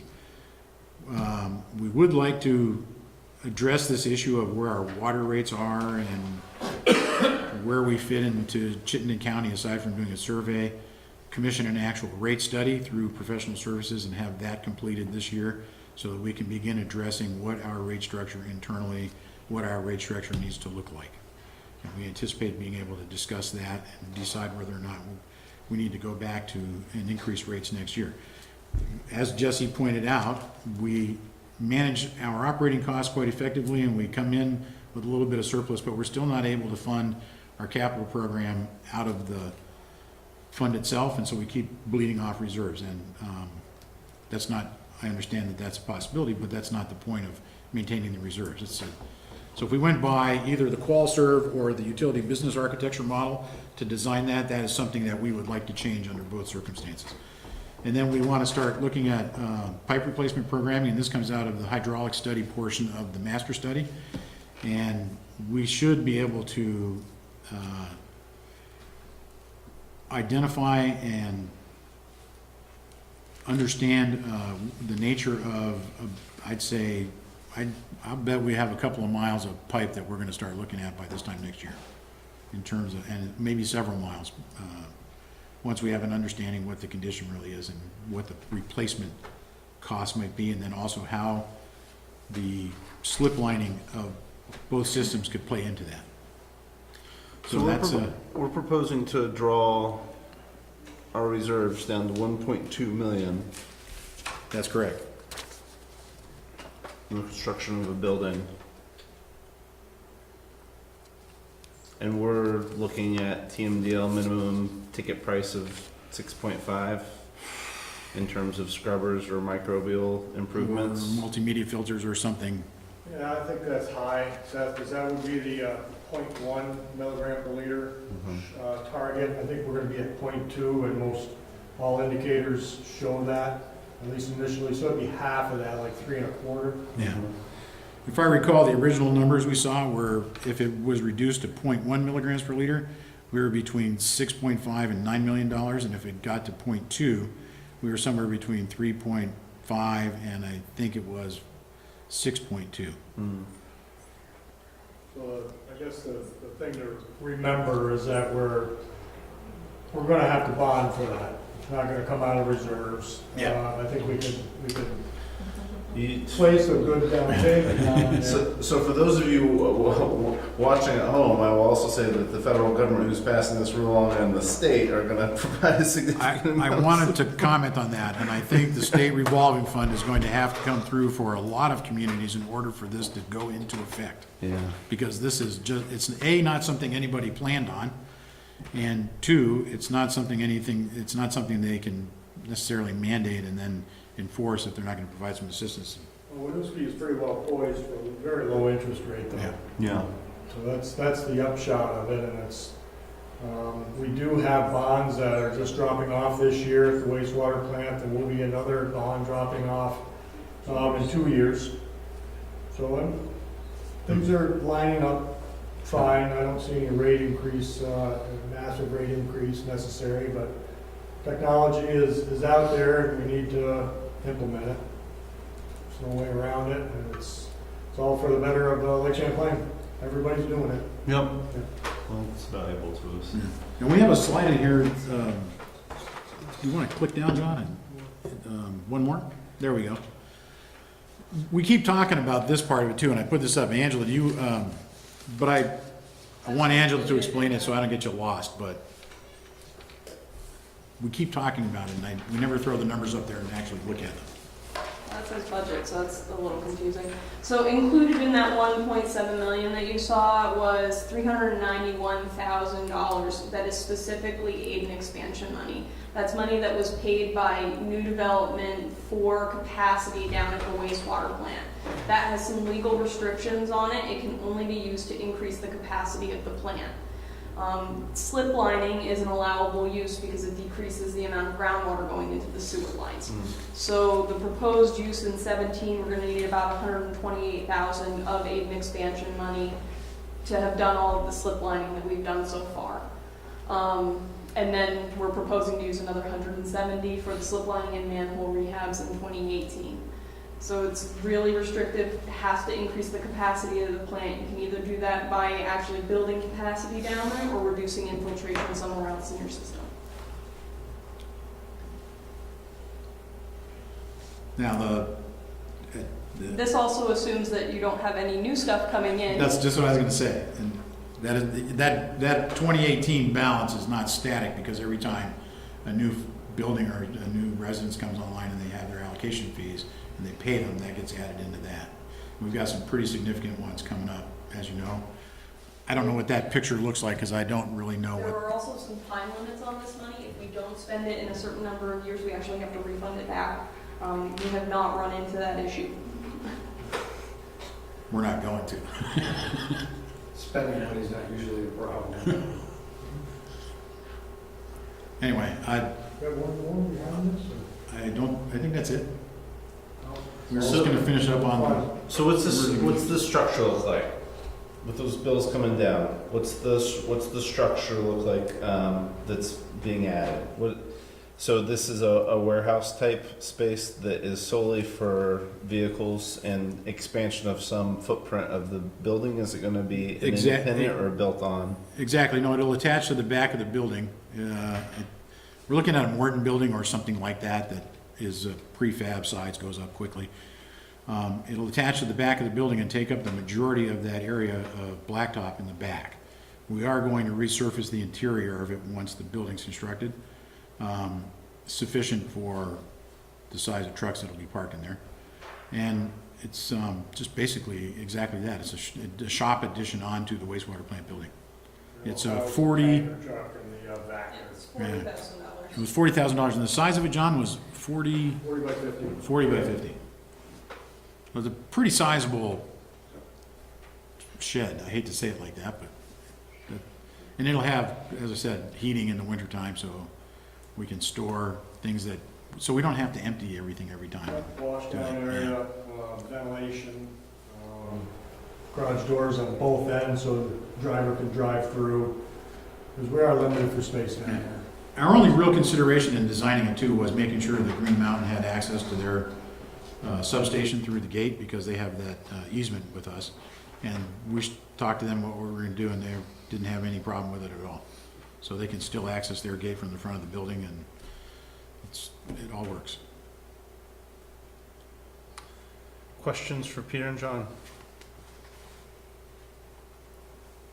I mean, it seems like there is some thought being put into, not continuing to recur this pattern of needing to dip into our reserves for capital improvement, which is great. I also think it would be interesting to know, like, at the end of the day, what is our bottom line worst case scenario of the worst year that we could envision?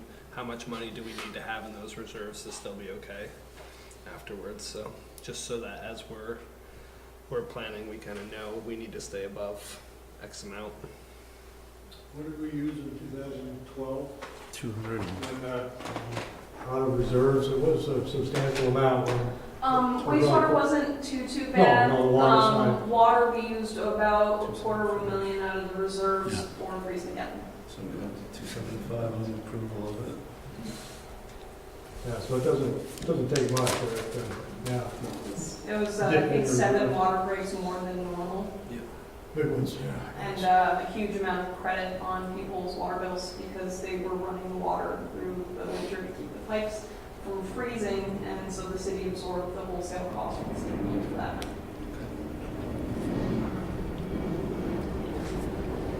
Those are always good targets to look for. Sorry? Freezing again, yeah. Yep. It's Angela's name. Can you talk any more about the generator? I'm interested to know about, you talked about a 7-year payback and a 20-year projected life of that equipment. And there's a lot going on with it. So it's fuel switching from diesel to natural gas. That's what we're currently running on for a generator, so that we can save on peak load through a load curtailment program with GMP. Correct. And are they helping us incentivize this generator? What's their involvement other than please Actually, save? Vermont Gas is incentivizing Yeah. the switch. Currently, we have too small of a generator, and it's 1976, so it's pretty tired. The nice hand in glove point of it is that we'll have natural gas right at the top of the hill. Vermont Gas is going to help also with the price of getting that down to us and the connection. Then we can replace an aging 1976 boiler potentially with the natural gas as well. The curtailment program is a little tricky. 3 some odd times last year, GMP asked large users to switch off their system and onto their generation. We can do that remotely.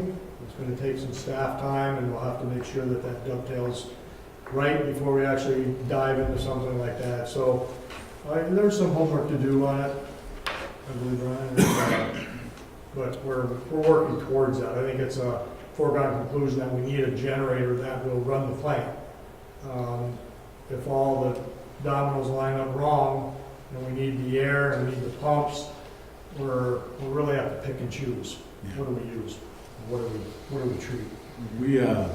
We wanted to take advantage of the synergies of doing this too, and I just, let me track back to this, try to explain it a little better than I did. So we have gas at the top of the hill that we can bring down to the plant. Vermont Gas is incentivizing us to do that. We have, the generator we have is insufficient for running the plant. It will, in essence, run the lights and the hot water and the coffee pot, or it'll run a blower at low speed, and that's about it. So we want to make the plant self-sufficient from generation capacity, so they won't wind up in a storm event and have another upset like we did last time. That's one. Two is we have this boiler that's just, what year is it, John? In 1976, and it burns diesel, and it's got a terrible emissions record for what we want to do, and in keeping with our environmental ethos, switching to natural gas and reducing our emissions makes sense, so we wanted to do that as well. And the other part of this is by doing that, we can go to a smaller, as I said, the hot water is strictly for domestic use, so we could go to an on-demand system and almost get rid of hot water storage and do that. And so it was a matter of taking advantage of all of it at one time. It seemed to make sense when we looked at the project, so we just... Happy to share that evaluation. Yeah, I could, happy to forward the value engineering. Our new employee put that together. I thought it was a pretty professional job. It was Ryan Lambert. But in terms of, was this in the, good grief, project management position? Correct. It seems to me like the ability to run the plant in the case of a storm event is impetus enough for needing to get a generator if the paying of that can be reduced by savings in the peak load, or the load curtailment program. Yeah. That seems positive.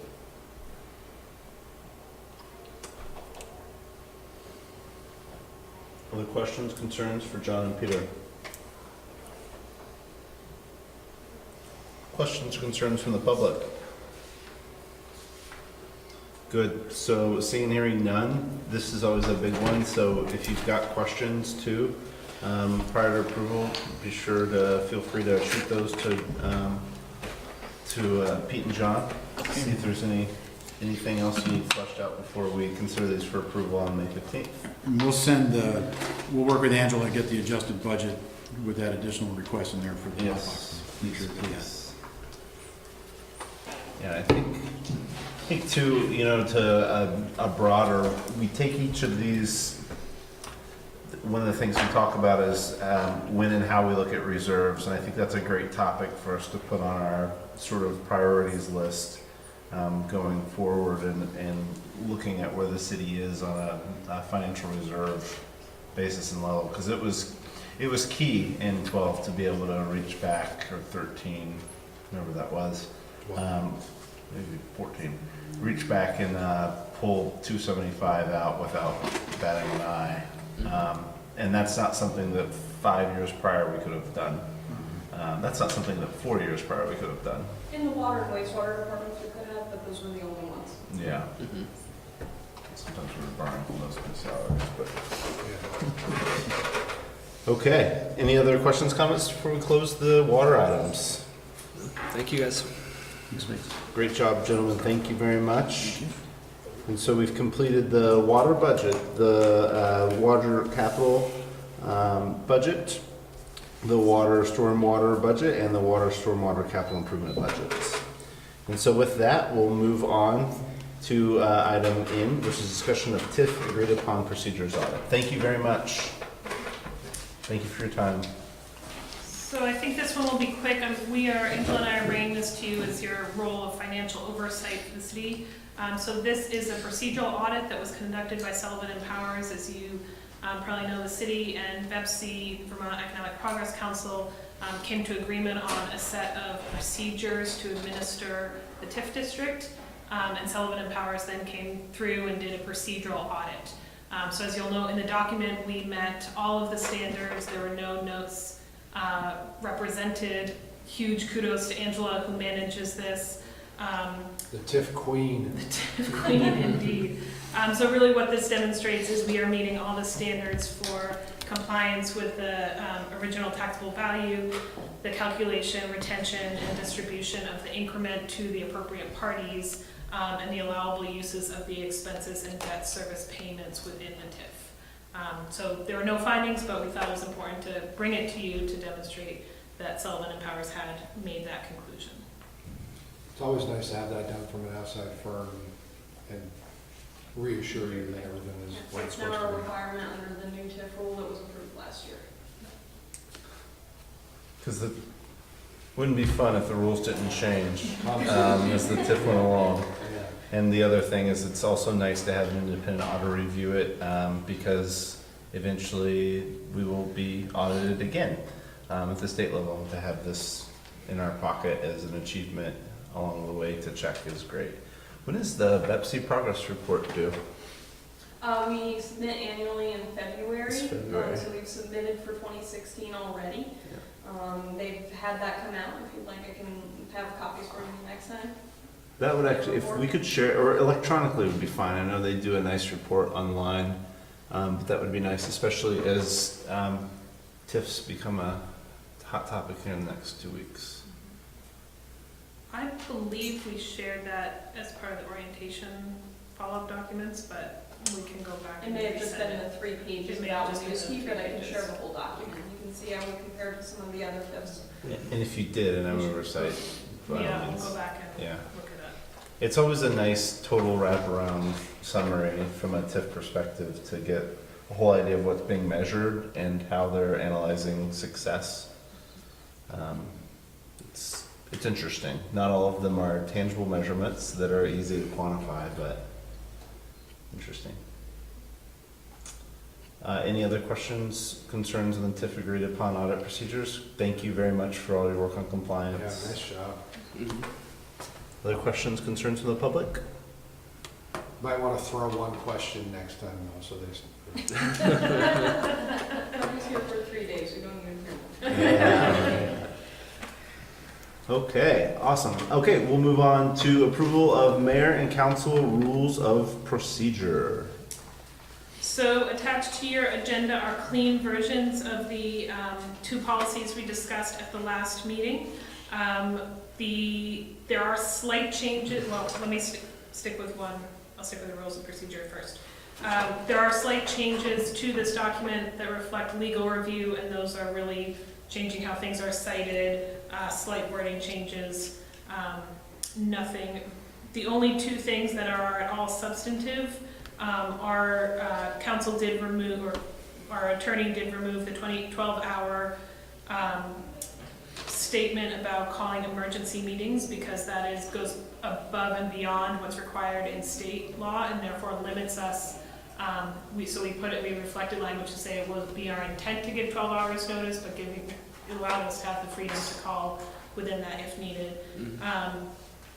She also removed a line about email accounts not being monitored, because there might be cases in which we needed to go through email accounts for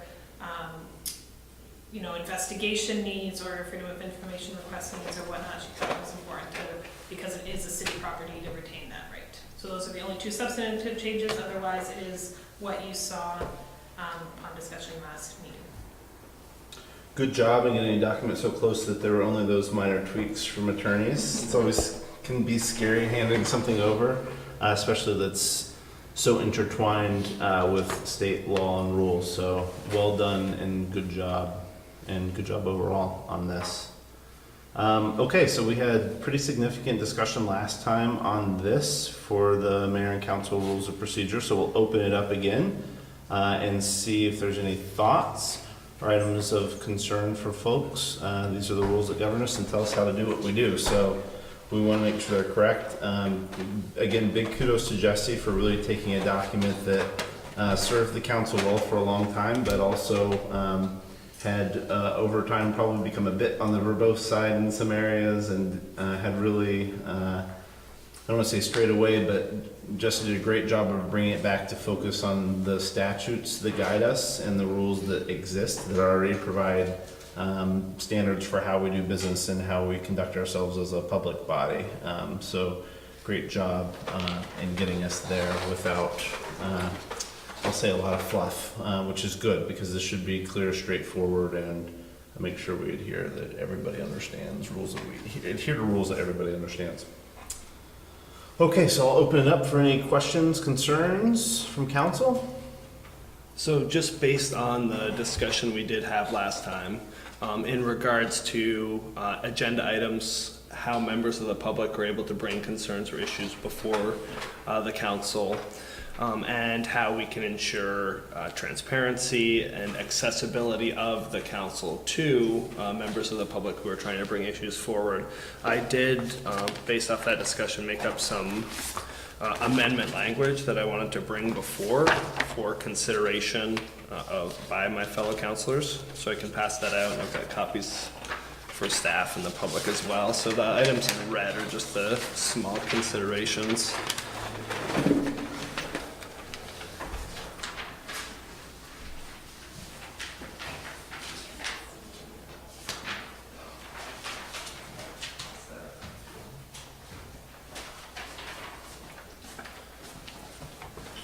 And so essentially there are two components to the amendment language that I'm looking to have considered. The first just drives at codification of the idea we mentioned before of if an agenda item is not or a request from a member of the public is not appropriate as an agenda item, ensuring that that member of the public is notified that any member of the public can bring forward any issue during the regular public hearing portion of the council meeting. The second component is what we discussed last meeting of bringing the members of the council into that communication, just so that we're aware and prepared and accessible to constituents that might have additional questions and come to us, and we're kind of in the know about those issues.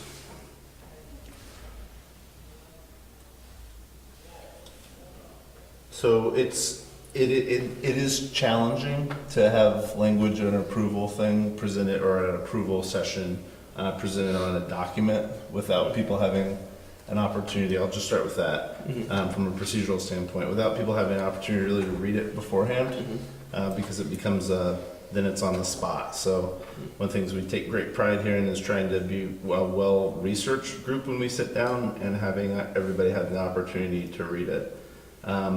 Heard this out last round in the last meeting, and am fully appreciative of the philosophy and the thinking behind it. I think we're opening ourselves up to additional procedure and action that has the opportunity to create a lot more confusion and a lot more back and forth with this proposal than is necessary. I think we operate in a very, very public manner as things stand, and I think that there's a good system and a good role between council, mayor, and manager, where ideas and things that may turn into agenda items really get well evolved before they come on to the agenda, so that these are efficient meetings and these are consequential meetings, and that are curated in a way where the managers have an opportunity to fully vet things with staff that can be really complex and difficult. Part of the problem with saying city manager or mayor, each and every time something is not put on the agenda, I need to be CC'd on that response. Number one, it happens anyway. We've brought up 2 cases where it's taken place in the last year, and in both cases, the information was turned around to council voluntarily. In a situation where it might not be automatically by the manager or by staff, I can imagine it's because there's a lot of detail to be worked out. And with all due respect to council members, it's not a level of detail and depth that you're gonna have any context about as to why a decision was made. So even CCing you on that correspondence opens up this sort of Pandora's box of, number one, when does a line get drawn? And number two, how much time does then the city manager or even me spend having to educate everybody on something that, quite frankly, just isn't ready for prime time yet, isn't ready to come forward. It's a functional reality, and it's one that we balance every day in operating a free and open public body. And I would just reinforce, I think that it's a very accessible body. We don't curtail public comment period. We are very upfront with personal phone numbers and email addresses out into the public. So there's a really easy access, I think, for people to be able to voice concerns. This is putting something into a rule that's not required of us. And again, while I appreciate the philosophy behind it, I think is already being achieved really effectively by the rules that we have. So that's my comment as the person who tries to work with the city manager to put the agenda together and kind of where I stand on it. Appreciate all the thought and again, appreciate what it's philosophically trying to achieve. I think it's a solution though that's really lacking a substantial issue historically. And I think the idea that was brought up last time where it's nice that that's the way this council goes, but what about future councils is a endlessly open door and an impossible one to walk through and effectively make a policy that's functional. And, you know, I would say I am in total agreement that it's something that I have not heard it being an issue at all lately, but hearing from individuals with a history in Winooski, there have been times, from what I've been told, that there have been issues in the past, and that's really what it's seeking to address. Yeah. And rather than create any additional procedural issues, since these emails are ones, like you said, in the previous two instances that we would bring up as example this time, an email along this line was sent anyway, telling the member of the public that they can appear before the council at the public hearing portion. So rather than to seek to create any additional procedural steps, it would just add us in on the correspondence of a procedural step that's already occurring. Yeah, and I'm appreciative of an interest in knowing, and I think anytime you feel like you've got a question about that, you want to ask, that's awesome and great too. Part of the problem also becomes understanding when a line's been crossed and something's been actually requested. And when we set up rules that don't have clarity over this is exactly the content, and I don't think we want to go there. If this is the exact content required, the exact amount of information required to justify what is a formal request for an agenda item. Is somebody complaining about something, one individual, a request for an agenda item, saying, I think you guys should fix this?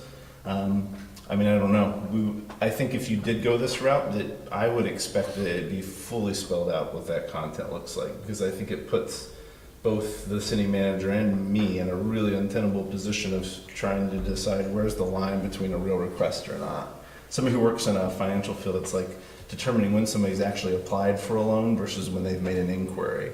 It can be a tricky line to draw, and one that unfortunately requires usually a lot more detail. So understood, we probably just don't agree on that, but. Are there any other thoughts or? I mean, for the most part, I agree with you. I think we talked about it last time. The spirit of it seems fine, but I just don't know that it's a necessary step. It seems like it's gonna open up more questions in the process than that just don't seem to be a problem yet. So for me, it just seems unnecessary a bit to add it. But appreciate the sentiment of it. I think that's something we all try to do, is be open and honest and make sure people can find us accessible. And we, want that to continue, obviously. I just don't know if this is a necessity at this point. For me, if you'd have sent this to me 3 days ago, 4 days ago, and I could have read it with the other information, I would have probably been like, obviously you guys have pounded this out and that seems okay to me. I wasn't here unfortunately, so I wouldn't have that conversation. But as far as getting information simultaneously versus walking into a meeting and having it, getting it here at the meeting troubles me a lot more as far as me making a decision on it, because I haven't had the time to ponder it, dissect it, and pull it apart and see what I feel about it. So that's just troubling to me right from the get-go.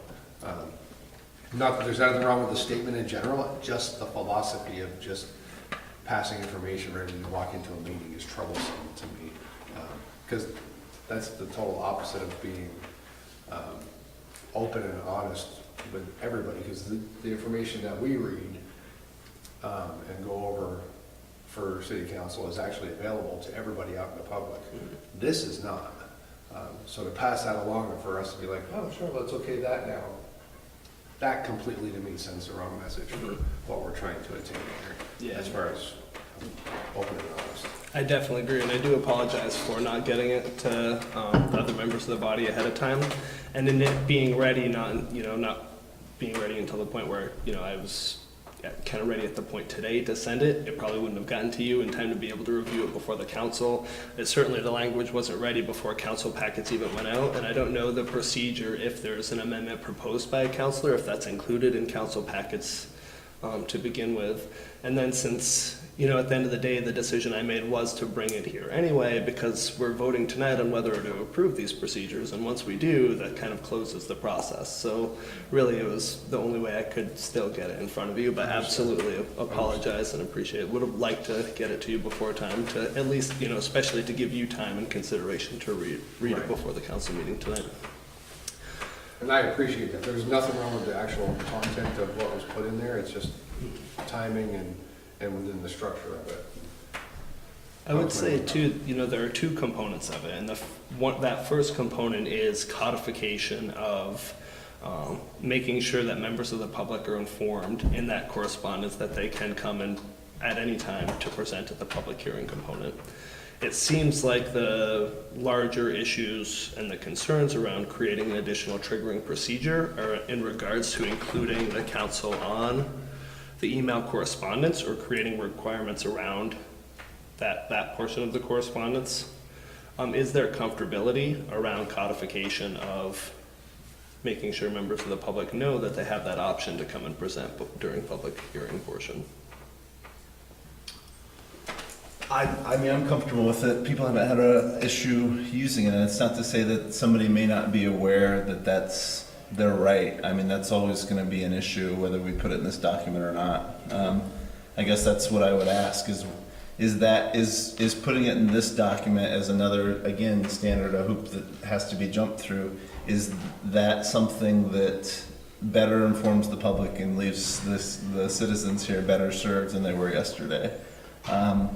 I just don't see how it does. This is buried in an operational document that, again, I think people do a great job of expressing that back to folks. I think mandating it gets tricky again. At what point do you say that to somebody? If I'm walking down the street and somebody pulls me to the side and starts to complain about something, do I mention them? You can always come to a public meeting. Sure, absolutely I do.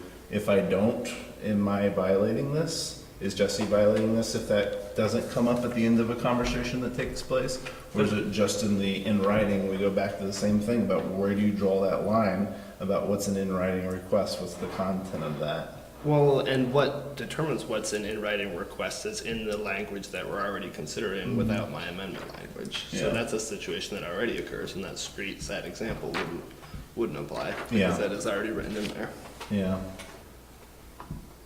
Yeah, I guess again, I think a good job was done in capturing the way the body operates, and have not seen evidence for this for me that it moves the needle in a meaningful way for citizens and residents to have greater access. I think the point that I take away from this, though, is that there's always more effort and outreach that can be done, and that maybe, thinking about how we do that on a regular basis, whether we're speaking to groups or otherwise, and reiterating that is a worthwhile concept to take away. But in terms of a rule and a directive document that's going to tell us how to live and breathe, I haven't found it as being the right place for it. So that's my perspective. I'm going to stop talking about it because I think I've talked about it for too long. Any other comments, questions, or concerns from council too? Anything else? No, I mean, I don't know the procedure of how, with consideration. It sounds like the support isn't here amongst the members of the body. Yeah, so what would happen is the document is proposed as is in the package. That's what goes out officially. I'll ask for a motion if there's a motion and a yay, then we'd go to a vote, and if it passes without the amendment, it would pass without the amendment. But you could also, if you wanted to, make a motion to pass it with the amendment. And the process then, correct me if I'm wrong, would be that we look for a second, if that second is given, then it has the potential to be voted through or voted down. If just no one says anything, which we've done this very awkward moment too, where no one really knows what to do and no one just wants to second it, it like has to come, we like have to like move on it in. So if you don't, you never move in a negative, right? So even if something comes forward and it's moved and then there's a motion, that doesn't necessarily mean that person supports it. They might be pushing it forward to vote no on it. So you propose it in the positive. If there's not a second motion though, the issue can come back via another motion to approve it. So just because a motion doesn't get a second, doesn't mean there can't be. Then if I call for it 3 times, there's no response, then there can be another motion made on the item afterwards. Make sense? Mm-hmm. Awesome. Any questions, concerns from the public? I have one thing, and I'm saying this as a resident. For me, the way I think about this, I love what you're trying to accomplish with it, but in doing a cost-benefit analysis of it, the amount of access that's granted through adding this wording versus the amount of staff time that might end up being a cost to the community, I don't think it bears out for that language to go in. I think we're saying that language is done as best practice anyway. Yes. Is that correct? So I don't think it's something that would take additional. I mean the possibility of getting the CC out to other council members and getting our council and our staff involved in things that they don't necessarily have to be involved in the first place. For me, the cost benefit isn't there. Yeah, I think, I think after our discussion right now, my priority is really on codification of ensuring that members of the public are notified they have the opportunity to come before council, and seeing that something being a best practice that we do already, would like to ensure that under future leadership would continue. Absolutely. Good. Any other questions, comments from the public? Thank you, resident Heather Carrington. You're welcome. We could sign in the back. And with that, I would entertain a motion for approval of the mayor and council rules of procedure. I move to approve the mayor and council rules and procedure of mayor and council rules of procedure as presented. Second. And so as a procedural question, is this the point that I would attempt to move amended language? You could move for an amended language, yes. So I would make a motion to approve the mayoral council and procedure rules with amended language codifying that members of the public are informed of their opportunity to speak on topic during public hearing portion of the meeting. And so the differentiation, once a motion's been made, is that then the person who made the motion would need to accept the friendly amendment for it to be concurred. So I would ask the motioner if that's accepted amendment. No. Okay. So we have a first from Brian Sweeney, a second by Brian Corrigan. Any further discussion? So hearing and seeing none, all those in favor, please say aye. Aye. Aye. Aye. And those opposed? Motion carries. Good, thoughtful discussion. Yeah, thank you. Thank you. Okay, great. We're on to approval of the conflict of interest policy. Appreciate, like I said, really appreciate it. Again, I think, well, Jessica, is there anything else you want to say on So this? Being able to get it conflict, to you guys on ahead of time, conflict. because I do really value being able So again, you have seen a version in your packet. Slight legal amendments. The only, again, not particularly of substance, but the only thing to call out specifically is Articles 6 and 7 and 8. Our legal counsel added actual or perceived conflict. It had been previously written as just actual conflict, and just trying to capture the need to bring up conflicts, to self-report perceived conflicts as well. So other than that, present as is. I think hopefully what people find to be a benign change in terms of language, but it's fairly, I think, somewhat substantial in terms of actual implications and what that actually means. So it's really, even if there's I would say like a preponderance of there being a conflict, that's also at times a way to allow you an opportunity to check yourself. And it also means that if you do recuse yourself on something, it doesn't necessarily implicate you as saying, hey, I was going to do something in a biased way. It's sort of acknowledging maybe a pre-existing, bias of some kind that could exist, or you acknowledge has the potential to exist. So I thought it was a really good update. Yeah, I love this policy. I think conflict of interest policies are like at the cornerstone of open and transparent government, and most municipalities don't even have them, and I think this is a really strong policy. Thank you. And again, I've improved greatly. Thank you for your work, Jesse. Any questions or concerns additional from council? Any questions or concerns from the public?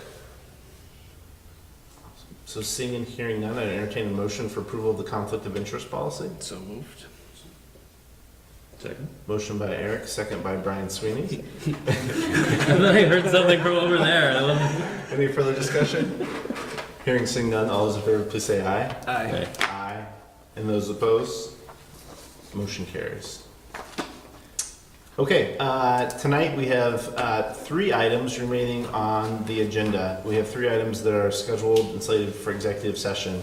One is regarding Vermont Student Assistant Corporation agreements, and an additional is master sublease agreements, both in dealing with downtown issues. And we also have, as we noted in the agenda review at the beginning of the meeting, an item to add regarding Winooski Hotel LLC. Just for notation, again, executive sessions are for discussion only. There's no decisions made in executive sessions. A side note too, I will stay for VSAC agreements and master sublease agreements, going back to our conflict of interest policy. I'm recused on the hotel and will detach myself from that conversation, leaving still a quorum of body in executive session. Is there anybody you'd like to take into executive session besides yourself? Okay. So we are going to executive sessions because these discussions all involve contracts, agreements, and legal items. That discussing in public would put the city at a significant disadvantage when it comes to contractual negotiations and or legal matters. So those are the reasonings for going into executive session. We will come from executive session with the only additional action being adjournment. We will take no other additional actions, no additional votes after the executive session. Executive session will close the evening's meeting with the exception of adjournment. So with that, any other questions or concerns? Any questions or concerns from the public? Hearing and seeing none, I entertain a motion that the council enter an executive session for the stated items, taking City Manager Jesse Baker into the meeting as well. So moved. Second.